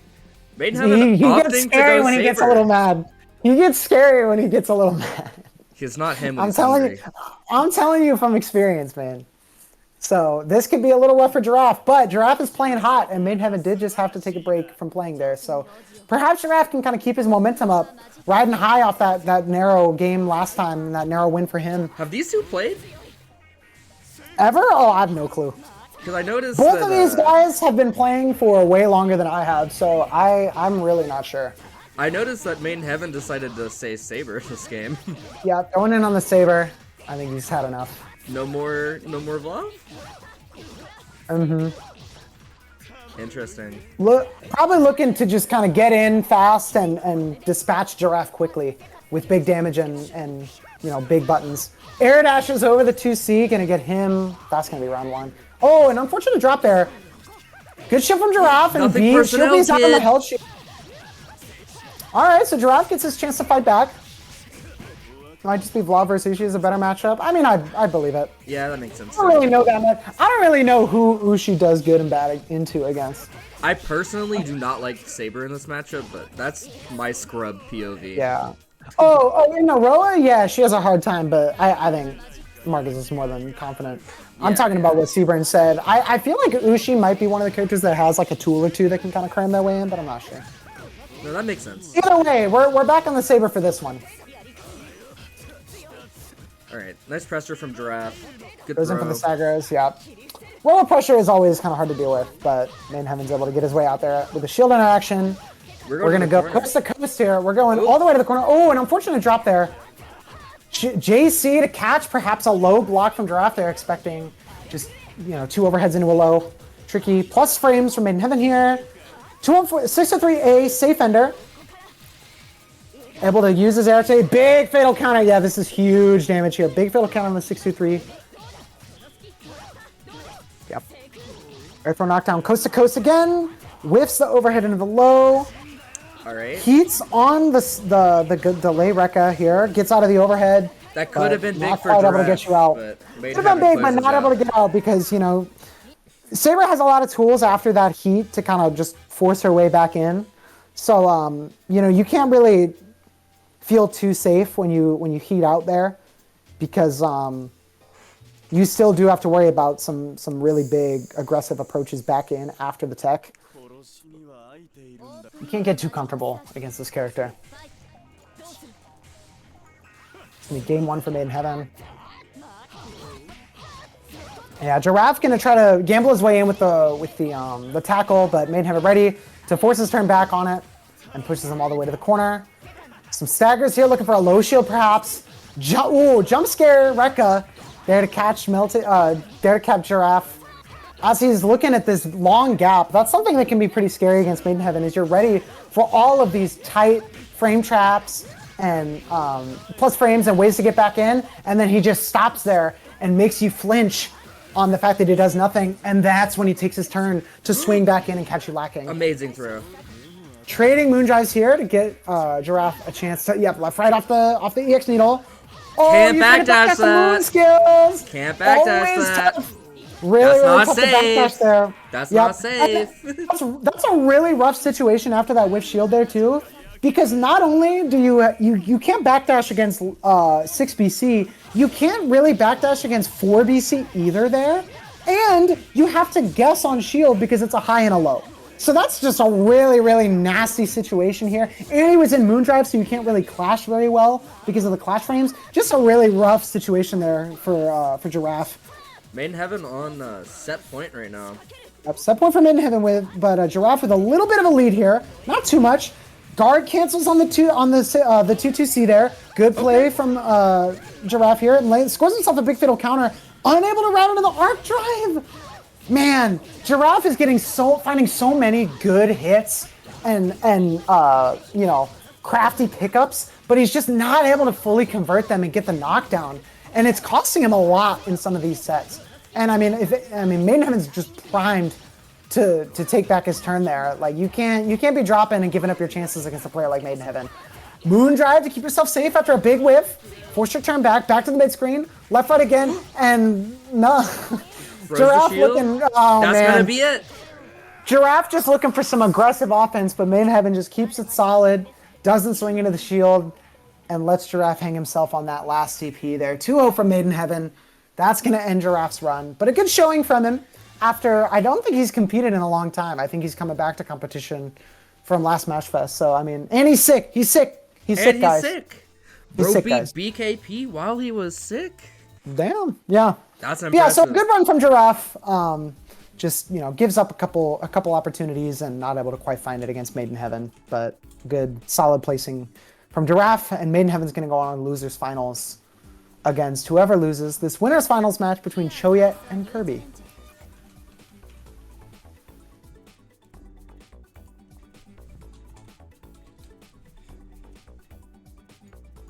Moving on here to another really peculiar matchup. Choyet, Hisui. I assume he's going to do Hisui. Although he does have that CL for the matchup diff if he wants to, but I imagine he's probably going to go on CL because you don't want to be, you want to give it your best against someone like Kirby, who's going to be on Mario. Two pretty, you know, characters with pretty unique tools, sometimes unconventional in how they want to play neutral. Item toss from Choyet in neutral could be risky with the threat of Kirby's 2-on-4C to set the Spear Nun right in front of him and take a knockdown. But, you know, could also kind of stop some of the nuns in their tracks. I don't know how Hisui item throw interacts with some of Mario's tools, so we'll be learning something today when we see Choyet versus Kirby here in a second. Yeah, Mario CL is like hideous, but I would imagine Choyet's probably going to go on the Hisui for the comfort and the confidence.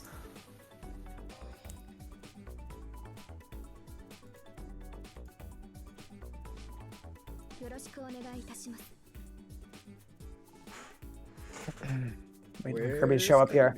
I think regardless, this is going to be kind of an interesting looking matchup. Yeah, I'm not some too fun interactions sure here. There might be a lot to. There's going to be a lot to talk about in this one, I think.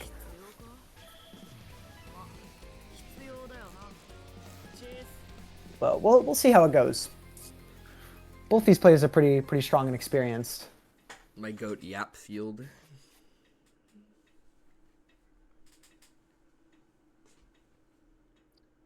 Yeah, I am a yapper. We actually got to hear you talk today because Blixby and Giraffe are both the other two yappers, and neither of them are on comms today. It's just me, so you got a little bit of time to. The rare. We got a word in. We got a word in. All right, threatening the lunch tray immediately as a fast projectile to catch Kirby, maybe throwing out a nun, but he's looking for it, just shielding, playing it a lot patient, not really forcing the nuns in. And there you go. You want to look for that time when Shoyet's kind of landing and he can't really threaten to swing back at the nun to kind of force it, set it over there. It's like displacement in Persona, you know? You kind of want to set it there so you have it. A heat from Kirby forcing his way out of some hairy pressure there. Yeah, and there's the 2 and 4C to kind of ensure yourself. Shoya was not quite ready for it, but it's going to trade either way. Ooh. Good clash reaction from Kirby to get out of the big JC there. That could be a button that could maybe be a problem for Kirby. Combo here, you're going to go into 6-2-3. This is going to be a delay 6-2-3, or 2-1-4B, I mean. Charge 2-3-6 nun, 2-3-6B, charge to kind of force your turn a little bit more. Big heat out from Choyet, catching Kirby on some less solid offense. And now you're in the nun zoning. Now you have to yep, good shield on the punch nun. Able to work his way out there, Choyet, but he's going to have to contend with some of Mario's normals and movement there too, though. Not guaranteed once you get away from the nun. Oh, a big anti-air with the MS Dust Cloud. Very nice use of that tool from Choyet. It's going to land him big damage here in the corner. It sets down a bento for possibly a flashbang setup, but Kirby making use of his resources to get out there. Baits a shield with the empty low, and that's going to be round 1 going to Kirby. Both players looking kind of low on resources there. Choyet's going to have the meter to force his turn. So, I mean, if you block a normal here, Choyet does have 2 bars to work with to force his turn with the gapless mix-up with the EX Dust Cloud or the bento set. But Kirby's able to swing his way here and win that crucial first touch, take a gapless, or take a meterless knockdown there, and establish yourself, forcing the heat out from Choyet. Now that meter advantage is gone. Both of them are looking pretty even on Moon, but Choyet still has his turn here, but he's not going to have the meter to force in his turn. An unfortunate drop there. You're still working with the Moon if you're on defense, but back to the neutral, and a big max range JC is going to catch Kirby, but no combo, and he's able to use the nuns to bail himself out here. Now you're looking at big Moon and lots of meter here for Mario, and he takes the empty low on the late axe coming down. One more mix-up will do it for Kirby here. Just runs up and throws. I like that option because it inches you forward out of the chakram, and it catches Kirby, who's been playing really conservative on the knockdown so far. Kirby's been looking for a lot of those options because Choyet's been threatening things like heat to kind of swing back on some of the gaps that come with some of the more scary mix-ups from Mario. And Kirby's kind of looking for those now, and Choyet just runs up and throws them. Good option rotation for Choyet there, but not quite enough to contend with the big damage and the scary neutral from Kirby here, who's maneuvering around items very, very well and making good use of the nuns to bail himself out.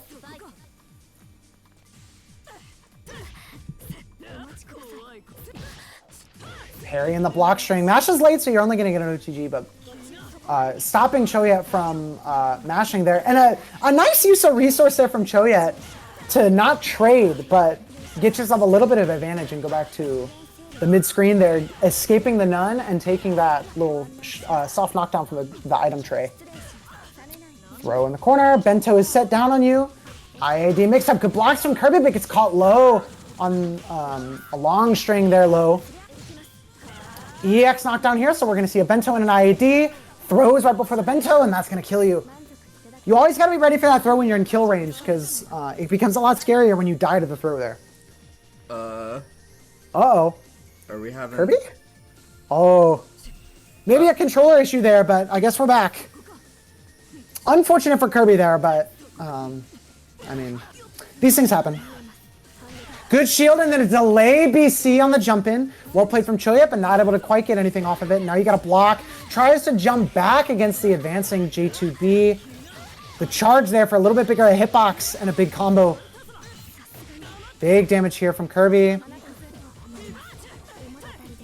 Charge 6-2-3-B to force your turn, and another good heat out from Choyet. Choyet's been finding really good chances to heat and really making good use of both the charge and the uncharged heat. Really good defense from Choyet against Mario. A character I think a lot of people have trouble with blocking out and escaping from. That's a meaty low from that setup. 5A whiff to frame kill for the uncharged axe into a low. If you see charged axe, it's usually going to be not meaty, and you have to worry about some different options, but Kirby's setting up a meaty chakram there. Or rather, a delayed chakram, but a meaty low, rather, to prevent things like jump shield, which are so common against some of the Mario setups with the axe nun. Gapless items to get yourself a little bit of a turn. I like the wait there in the gap between the rest of the items and the late vase to see if Kirby was trying to swing out or shield. I like that option. Good recognition of what items you have on screen from Choyet. I think that's Choyet's biggest strength as a Hisui player, is I think he has some of the best knowledge and some of the most creative use of the item toss. One of Hisui's stronger tools, but kind of a complicated one.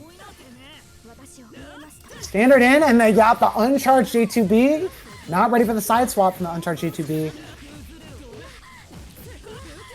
Big damage for Kirby. Ooh! A creative route. I haven't seen that route before. That's a creative looking route and an interesting knockdown from Kirby. Gets caught by the IAD low. Is that it? No, he drops. Unfortunate drop. I've made that. Oh my gosh. Great use of the charge punch down there to barely get yourself off of the moon skill dust. Very, very nice use of the nuns. That's going to be a guaranteed punish for Choyet. You can arc drive here with the routing, and that's going to be death. A big Choyet. No. Oh, not quite the scaling from the shield. Not quite going to kill, but he's able to get a corner. Able to put Kirby down in the corner and steal that turn, or steal that game back. 1-1 apiece for both players. Man, that was a really interesting interaction from Kirby there. Using the EX, the punch nun to barely get over the EX dots. That was really creative. And also that drop on the moon skill nun during February, I made that drop plenty of times. So, I mean, I feel vindicated that I'm not the only one who drops that shit. Mario is yeah, there's the 214C that I was talking about. Yeah, he's kind of tough. His combos they're not hard, but they're just like annoying, is the way I've been describing it. I could imagine they'd be a little finicky because of his moves. Because a lot of the routes you got to do like double jump J2B into like 4BC moves. It's like really annoying. It's kind of tricky. But yeah, earlier in the round there, I do want to call out the use of the EX nun there, the 214C that spawns them. It tracks to where you are on the screen. So when Choyet's trying to set items there, or set down the cake, or kind of set up a little bit for himself, you always have to worry about the 214C there, tracking you down and stopping your setup. That was a really sick catch on Choyet's backdash by Kirby. Yep. Really good catch and an OTG to seal it. Kirby looking at, oh no, it's first set 3. Yep. Ooh, big anti-air from the Moonskill Spider-Man. One of the scariest tools from Mario. Spider-Man, one of the coolest tools. Yep. Very fun move. Uncharged axe there. Oh, not quite able to staircase Kirby down. Choyet's gonna be minus there. And a big jump over the 214A. Now you're back in the corner. Leaves a little gap there, giving Kirby a chance to get out. And he can see, oh no, that's so unfortunate. Sees the heat and has a chance to punish, but the stubby normal's not quite advancing Kirby enough to get the big punish. And you're gonna lose out on the interaction. Now you gotta go back to mid-screen. Throws the moon skill counter. That good look for the counter while Kirby's in moon skill, because the counter is not as good normally. Normally it's not a frame 1, it's like frame 9. But when you're in moon skill, it'll clash on frame 1, and the clash activates the counter. So good recognition from Choyet there to grab the counter when you see Kirby in moon drive, when he's going to be looking for that option a little bit more on defense. It's going to be a 2-bar conversion from Kirby here. Back to the corner. Another meaty low. Good guard cancel from Choyet on the rapid beat. Nice run under from Kirby. Taking you back to some mid-screen mix-up here. We're probably going to see another 6-2-3. Uncharged 6-2-3 and catches the backdash. That's not a meaty axe. So Kirby runs up with the 5C. That's going to catch jump from Choyet, who might be trying to jump shield the axe to get himself out. And it's going to catch the backdash, one of the other reliable ways to get out of the delayed axe. When you see delayed axe, those are some of the options you want to look for. You got a lot of coverage. You do have to hard call them out though. So Kirby with the good recognition, looking for those options that Choyet's gonna try to leverage, and Kirby going up 2-1 in the set now. Fighting back. Just mashing 5-out round start from Choyet. Aggressive round start. Air throw knockdown here. Some of the standard Hisui stuff we're used to, but looking for backdash OS instead of heat. Kirby's able to get out here, but he's going to get sent back to the corner after the tech situation, and now you're without meter. Both players tied on Moon Drive here, though. Full Moon for both. Meterless from Choyet. I like that option because now you still get a solid mix-up, and you get to use the EX Toss Cloud there to extend your turn. Ooh, just narrowly crushes the shield from Kirby there with the 5C, who was shielding the gap on the... Oh, flashbang! And another shield crush from Kirby, or from Choyet, costing Kirby a lot of health. Look at all the gray life from Kirby. Lots of gray life. That's over half his bar. If I'm Kirby, I'm looking for a safe heat here, but opts to just continue the offense, take the turn when you can, and not spend all of your meter. You know, maybe if Choyet gets this right, you get to guess, and you know, you might guess wrong, but you get to keep the meter. Or, like this, you keep up the momentum, and you get to play into the scary offense. And you might be able to crawl back. An unfortunate drop there, and a heat from Choyet. But Kirby hanging on here, and he swung 5B, but he whiff canceled. Oh, that was 5A, and he whiff canceled. He whiff canceled the 5A on the arc drive from Choyet. And now next mix-up is going to kill. You're dead to throw. A good tech from Choyet, and a nice reaction to the 2B after the tech. A long round there. Kirby almost bringing it back, but Choyet's able to hang on with some good defensive recognition. Swats the Nun to give yourself better offense, and now is your time to get in. The Nun comes back, and Kirby's bringing you back to the corner. The retreating Nun helping Mario one last time. Double overhead is going to catch him with no conversion. Oh, an unfortunate. I think that was a misinput air throw. I think that was a misinputted air throw. Unfortunate for Kirby. Choyet's going to get his turn off the back of a slight error from Kirby. Catches that air dash back with the Moon Drive. Throw knockdown. Able to backdash because Kirby didn't dash before the 5C. But he's able to capture retreat once more. Back to the corner again. Punch Nanoki. IOD, good blocks and a good tech, but swings into the counter Nun, and that's going to kill you. All right. Going into this final round here, Kirby's on set point, but no Moon, but big meter advantage. Oh, tries to throw the lunch tray again. Trades with the Nun, throws it again, and there's the 2-1-4C, but recovers just in time to block it out, and you get in on Kirby throwing another Nun. Now you have Kirby back to the corner. Big damage here with the spending the arc drive. You're not going to be able to gapless here after this. Ooh, a really nice style mix-up there. The whiff throw kind of style mix-up. There's a couple characters with that, and it's very scary. And a whiffed heat from Kirby.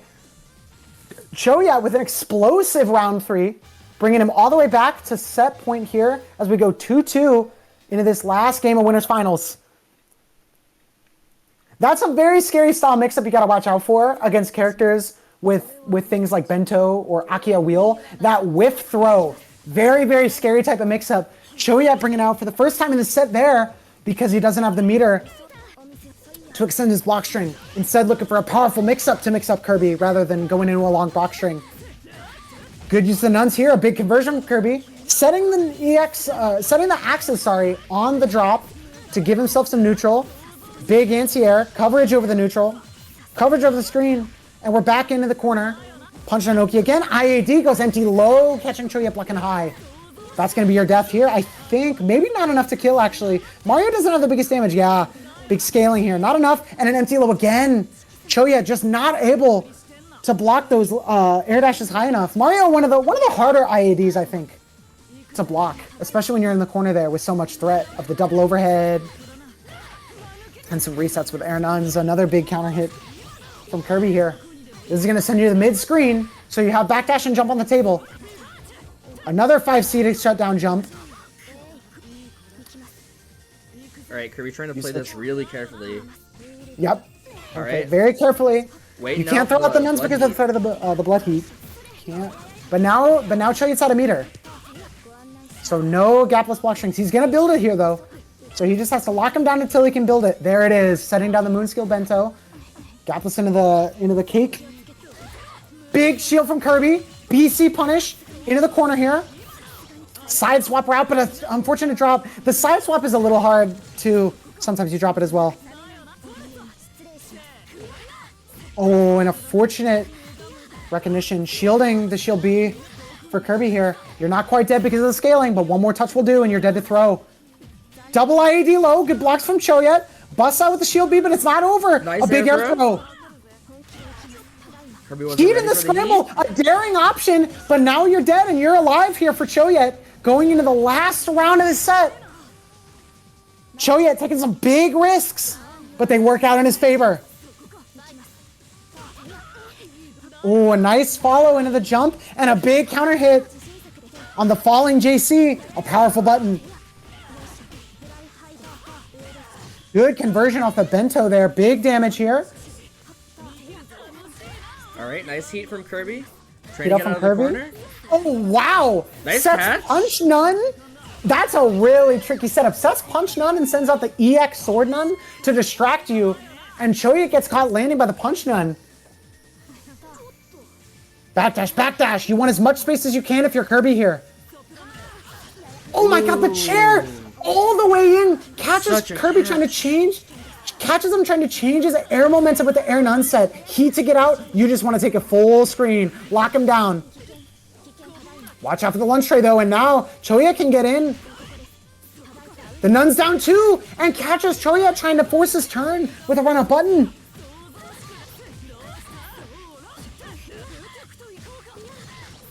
Alright, what's the Yoki? Left, right. And the overhead, a tricky left-right setup. That's going to be the game for Kirby in a nail biter. Last round set. Kirby barely taking it over Choyet. Amazing. Oh, man. Yeah, that mix-up is tough because I guarantee you that's a left-right. So you got to block left-right and you got to watch out for the high-low. Very, very tricky. But Choyet keeps it close in a down-to-the-wire set there. Very, very good play. Very, very close. Kirby's going to sit in winner side here as Choyet goes down for a rematch again. A rematch with Made in Heaven. Choyet made it very, very difficult for Made in Heaven with a 2-0 victory in winter semis. And Made in Heaven's been sitting in the loser side. Choyet coming off a tight game there, playing hot. But, you know, Made in Heaven's had some time to cool off. You know, think about what he did wrong and come back. So, advantages going into this set for both players. This is gonna be. I feel like this one is gonna be a big. We're gonna see a slobber knocker here. I think we're gonna see some aggressive play out of Made in Heaven. I'm gonna go on a whim. I'm gonna say I think if Made in Heaven wins this set, he's gonna win the tournament. I think so. That's something that is very important to remember when you're watching a tournament with Made in Heaven. Made in Heaven plays with his heart on his sleeve and is very, very vibes based. When he's playing good or when he's got a mission, when he's determined, when he's just really in tune with his emotions there, he's a very, very powerful player. But if you catch him, you know, hesitating or unsure of himself or maybe getting a little frustrated, you know, it can spell doom for him. But right now he's looking sharp. A big dive kick carrying Choyet all the way to the opposite corner, forcing a mix up here. Good tech from Choyet. Moon drive to keep yourself safe. A good block from Choyet. Good shield on the high moon skill. Gonna push him into the corner here. Item knockdown. Patience on the shield. And oh, just barely the shield. The shield beast is just barely gonna whiff. And Made in Heaven is gonna take advantage. Big damage. And big damage and an air throw knockdown here. High low, goes low, meaty low. Empty air dash into the low. Not ready for the heat. Oh no. Million stabs out into archery? Okay, fuck it, we'll take just barely catching a whiff there, and a DP out from Made in Heaven, gonna cross it up. Choyet with unreal recognition of the whiff there, punishing with ladle. What an air throw! A counter hit air throw, yeah, and an air throw in turn says from I Made in can do Heaven. it too. Big clashes out on the moon skills. Oh wow, good recognition from both players in some of these really, really tricky moon skill or moon drive clash interactions. I think Made in Heaven's also a very good player who's really, really good at clashing, like reacting to a lot of those clash frames. He's very, very aware of when a clash is going to occur, and he's always ready for what option he's going to do. The bento barely goes away right as you swing in. Very scary because a lot of Saber's pressure is going to push her into that bento. Ready to shield the whiff, the 2-2-C on whiff. Yep, ready to shield on whiff. Good play from Choyat. Oh man, looking to make Maiden Heaven whiff here, but just keeps swinging. Stays on the offense there from Maiden Heaven, forcing his turn in, and now you're back in the corner. Catches him flinching with the IAD. The fake lariat, the dandy step into the IAD, catching Choyat flinching late.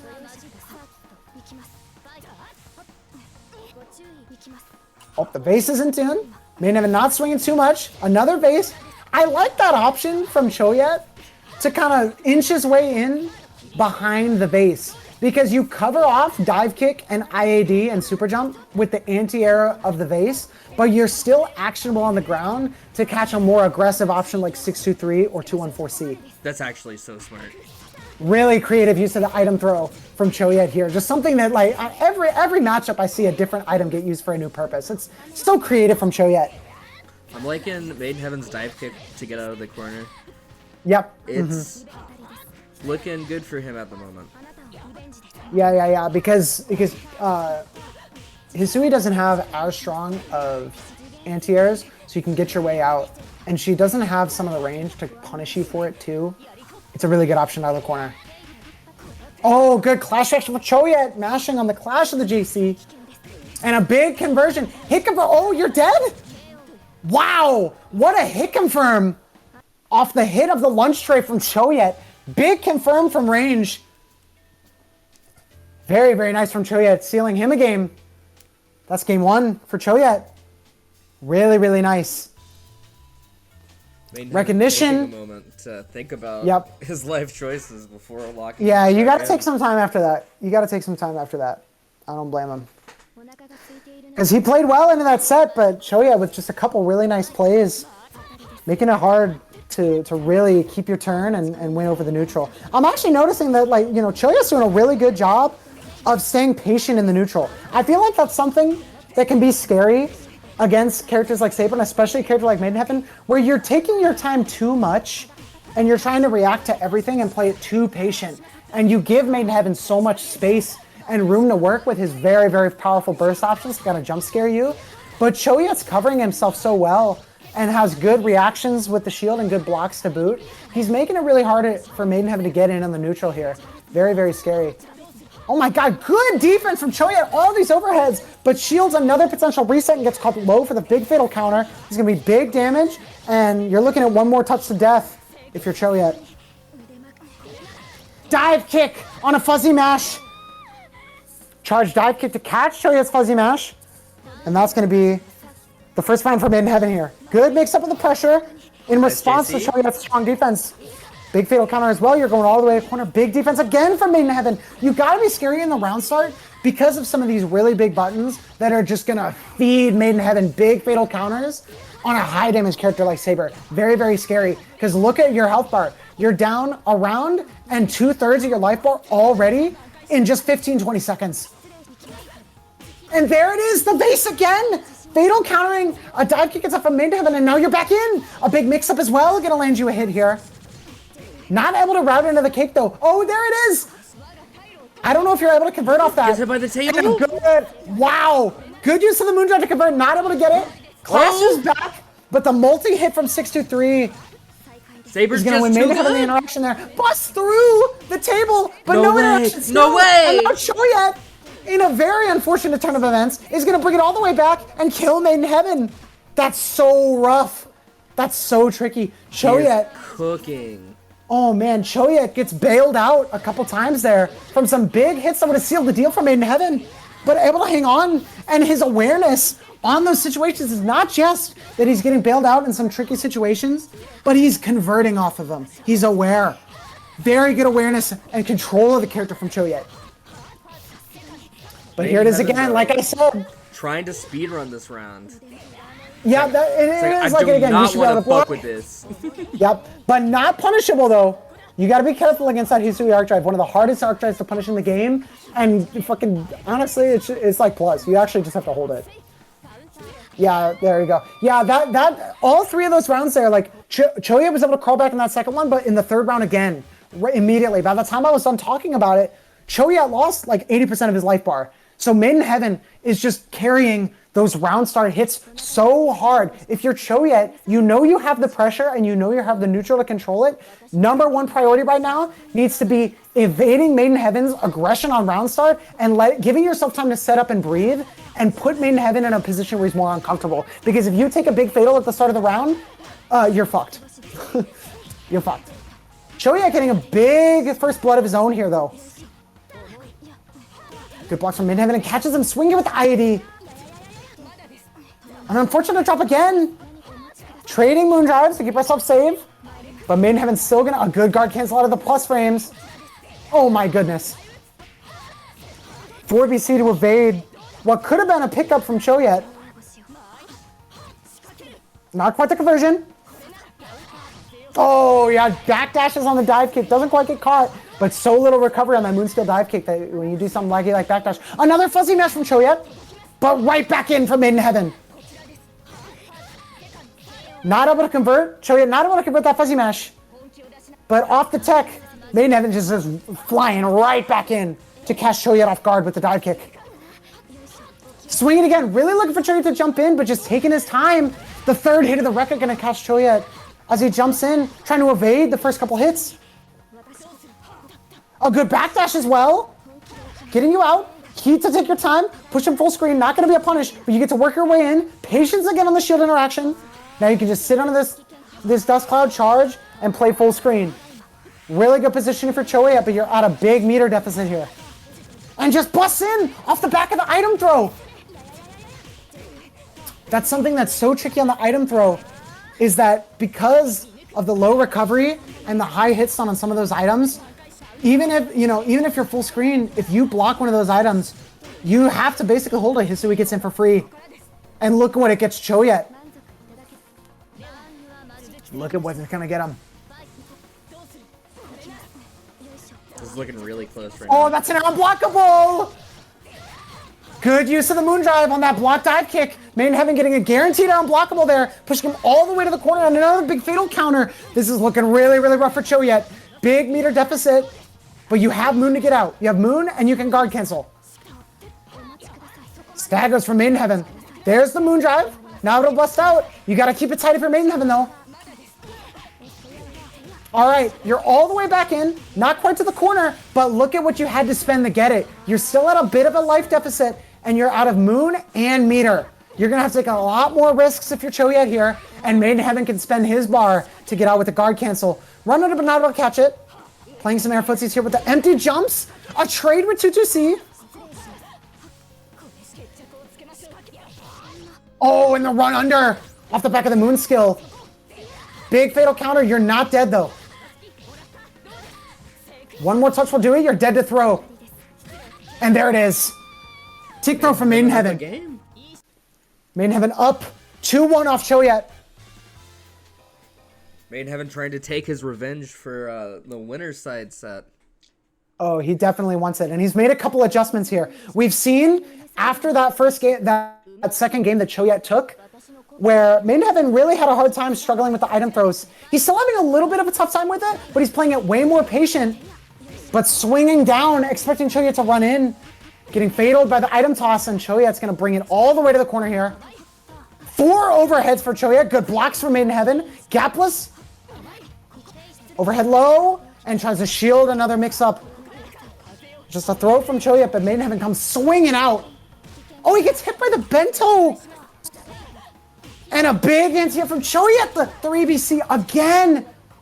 Choyet with a perfect here. Shutting down all of Maiden Heaven's attempts to escape.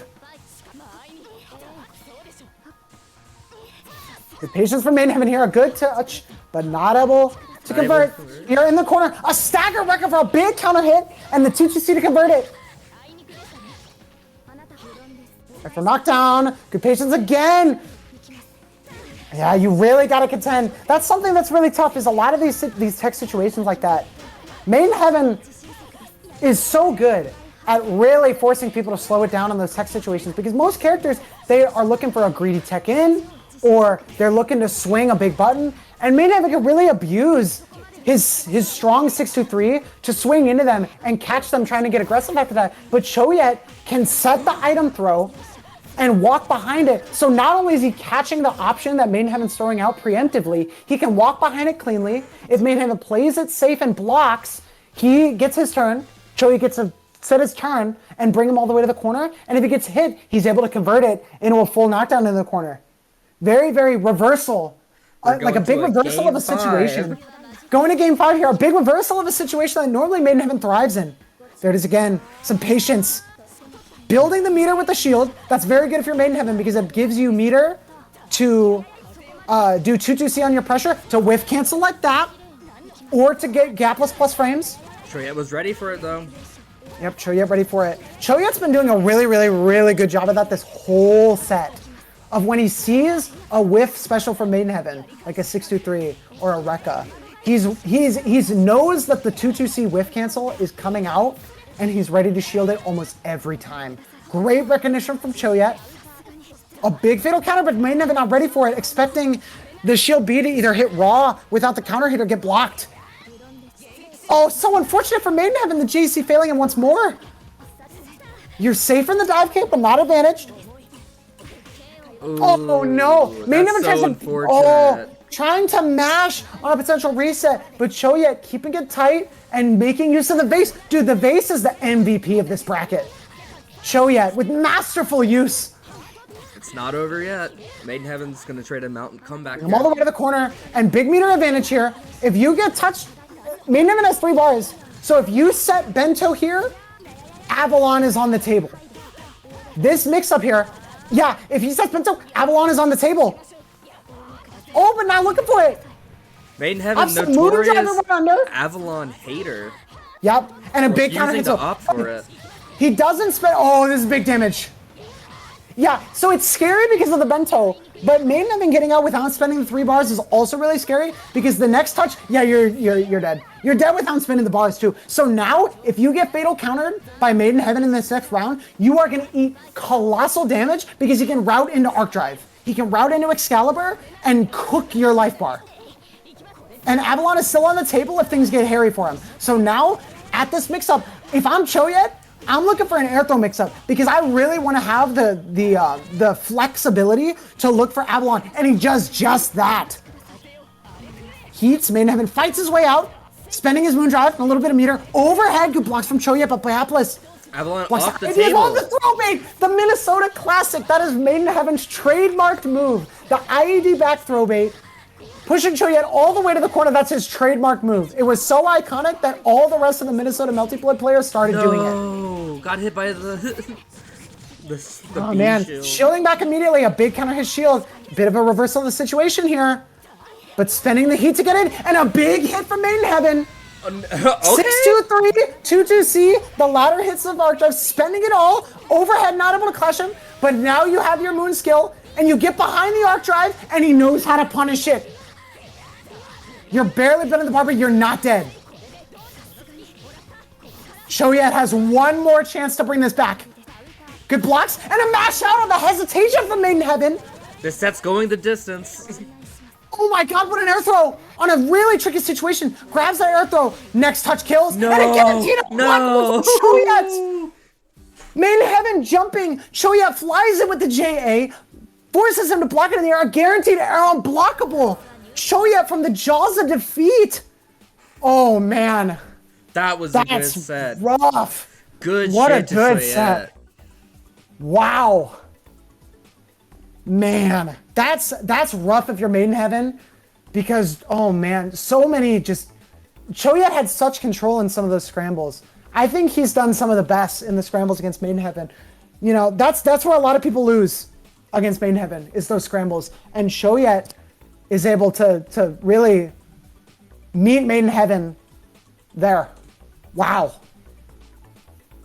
Impressive showing. Impressive showing. Nail biter set once again. Whew.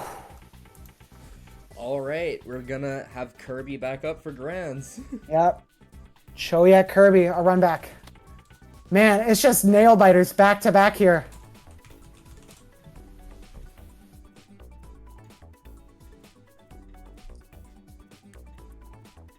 Jeez.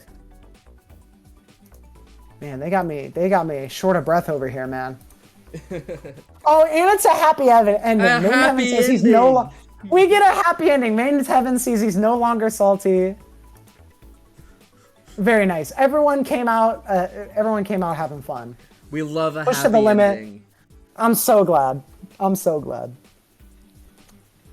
W bracket. Exactly. Thank you, Locked in a Room. W bracket. Welcome to the stream, by the way, Locked in a Room. Shout out Locked in the Room. Brand new to Melty Blood. Came by in the Minnesota RTM Discord and was interested in Melty Blood and came through to the stream. We're glad to have you. We hope you're having a good time because you're getting to see some real good stuff right off the bat day one. So I hope you're having a good time. And you're in for one more nail-biter set here. A run back. Kirby Choyat went the distance last time. Let's see if Choyat can make a couple adjustments to get one over on Kirby's Mario here. Oh, this is some neutral, bro. Catches the back touch with the throw, trying to get out of the bentos, but look where he's at. He's right back there again. The plus frame book. 5B whipping there, the plus frame book again. We haven't seen the book in a while. Yep, there it is again. It's so consistent. There's a shield from Kirby finally. There's a shield from Kirby finally. We haven't seen a lot of the book thus far in the bracket, but that's like Choyet's like defining move. The book.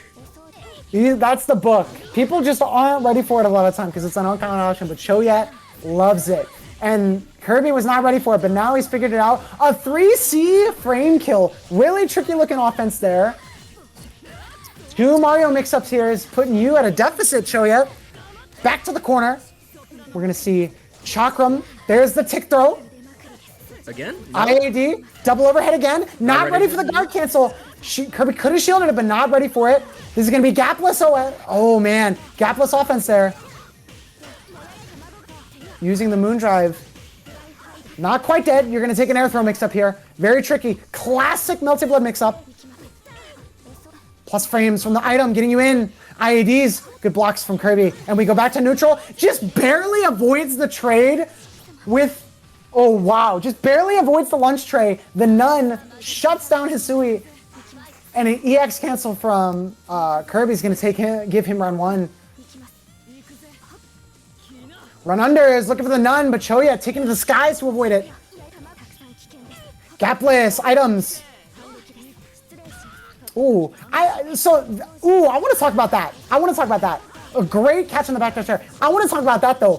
Choyet had that double jump with was it JC? I think he did instant addition double jump JC to break the fuzzy, and you saw Kirby whiff throw. So if I'm Choyet, I'm taking careful note of that. You now see that Kirby's fuzzy mashing, and you can use that to inform your upcoming offense here. It's a Nuns, not able to swat them, but you good blocks and you force your way back in after the blocked Spider-Man. Using the Moonskill Ladle in the air to swing in, and oh, an unfortunate whiff from Mario. 5A, 5B, both whiffing. Not able to hit up at Choyet, who's in the air. And you're going to lose your chance at fighting back. Once again, gapless. 4 overheads again. Good blocks from Kirby. Gapless again. Flashbang. Goes low. And a good guard cancel from Kirby, but not enough. You still have to contend with the lunch tray. Barely able to squeeze it out. And a max range Spider-Man anti-air, giving Kirby a chance to run this round back. You have the Mario theorem on your side. So you can bring out something Kirby's not ready for. Oh, man. Kirby not ready for the clash frames. I think he could have clashed. He didn't land. He would have had to jump cancel, I think. And I think he already spent his option. So that might have been a guaranteed punish from Choyet. I'm not 100% sure. Not quite ready. Choyet taking game 1? Yep, game 1. Yeah, okay. Damn, that one went a while. These Kirby Choyet matches are going a long time. I'm not surprised. Dude, when I was playing Mario for February, I went to time more than I ever have in my life. That makes my games were going so long. And I like very rarely go to time. This character does not do a lot of damage. Not a lot of damage, long block strings, patient neutral. Sometimes you just got people blocking the nuns. Man, Mario brings it out. He plays the long game, but he's got the toolkit for it. A good heat out from Choyet, but still in the corner. The book again! Plus frames! Oh man, okay. Not swinging in to the cake, but taking advantage of Kirby just blocking it out. Charges a little bit of meter and runs in behind it when it's a little bit harder to see his approach because of the explosion of the cake. Oh, what route? Ooh, that's fancy looking.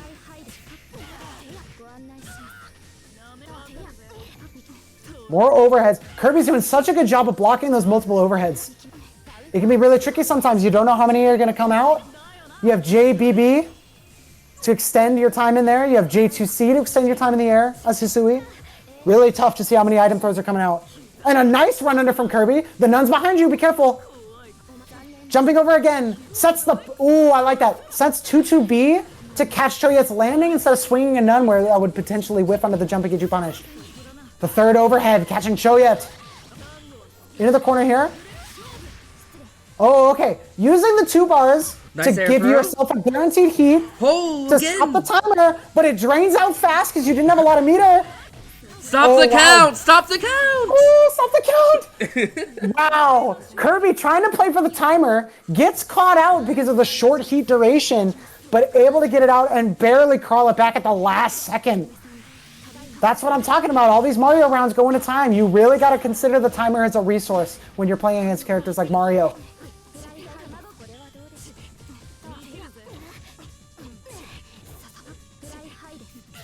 Oh, wow.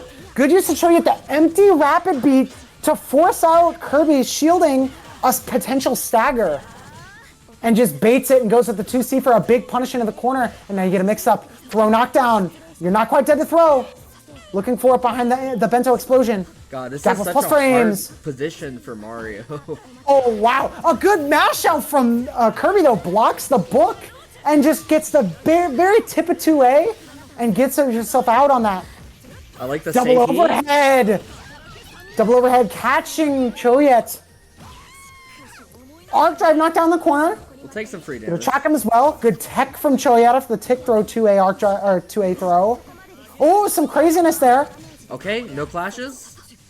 No clashes, just moon drive recognition. Good shield from Choyet. BC's to get out, and the max range Spider-Man again. You gotta be careful shield BCing out against Mario. Is that it? Because if he's not committed he's to an got bar. action. He's got that's. Oh no, you're not dead. No, Mario doesn't do enough damage.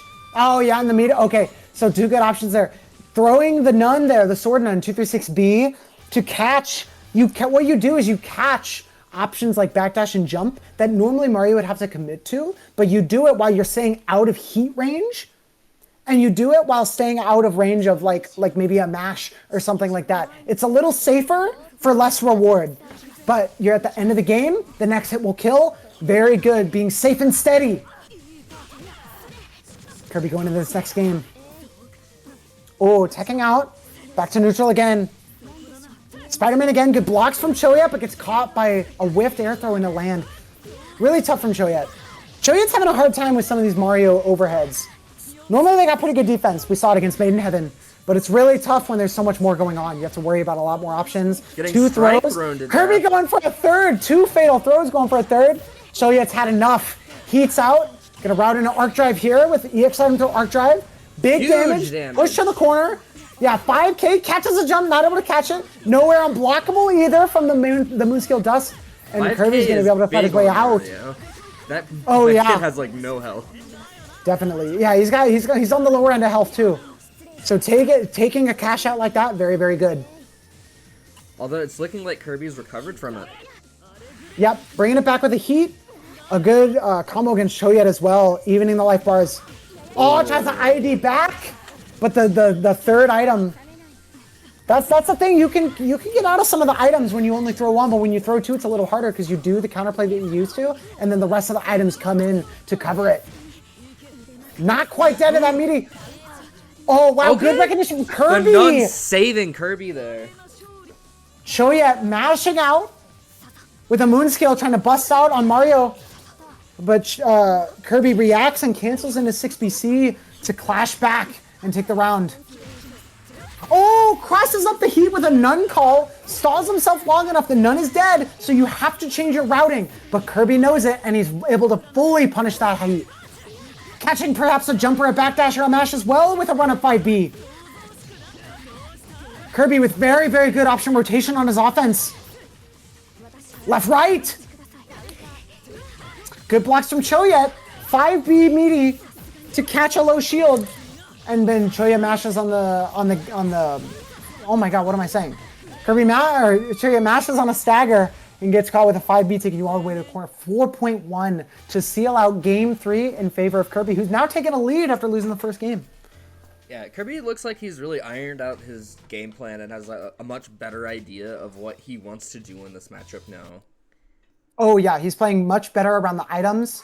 And he's rotating his offense a lot more. That's making it really, really hard for Choyet, going for a lot more IADs that he's not able to catch, going for throw to apply a lot of mental stack, and making use of the various setups you have. Blixby and I have talked on this program about the Mario theorem before, where if you have a different mix-up, like Mario does for every time, it doesn't matter how good your offense or neutral is, because you can do something different every time. And Kirby, perhaps with the deepest pockets of any Mario player I know.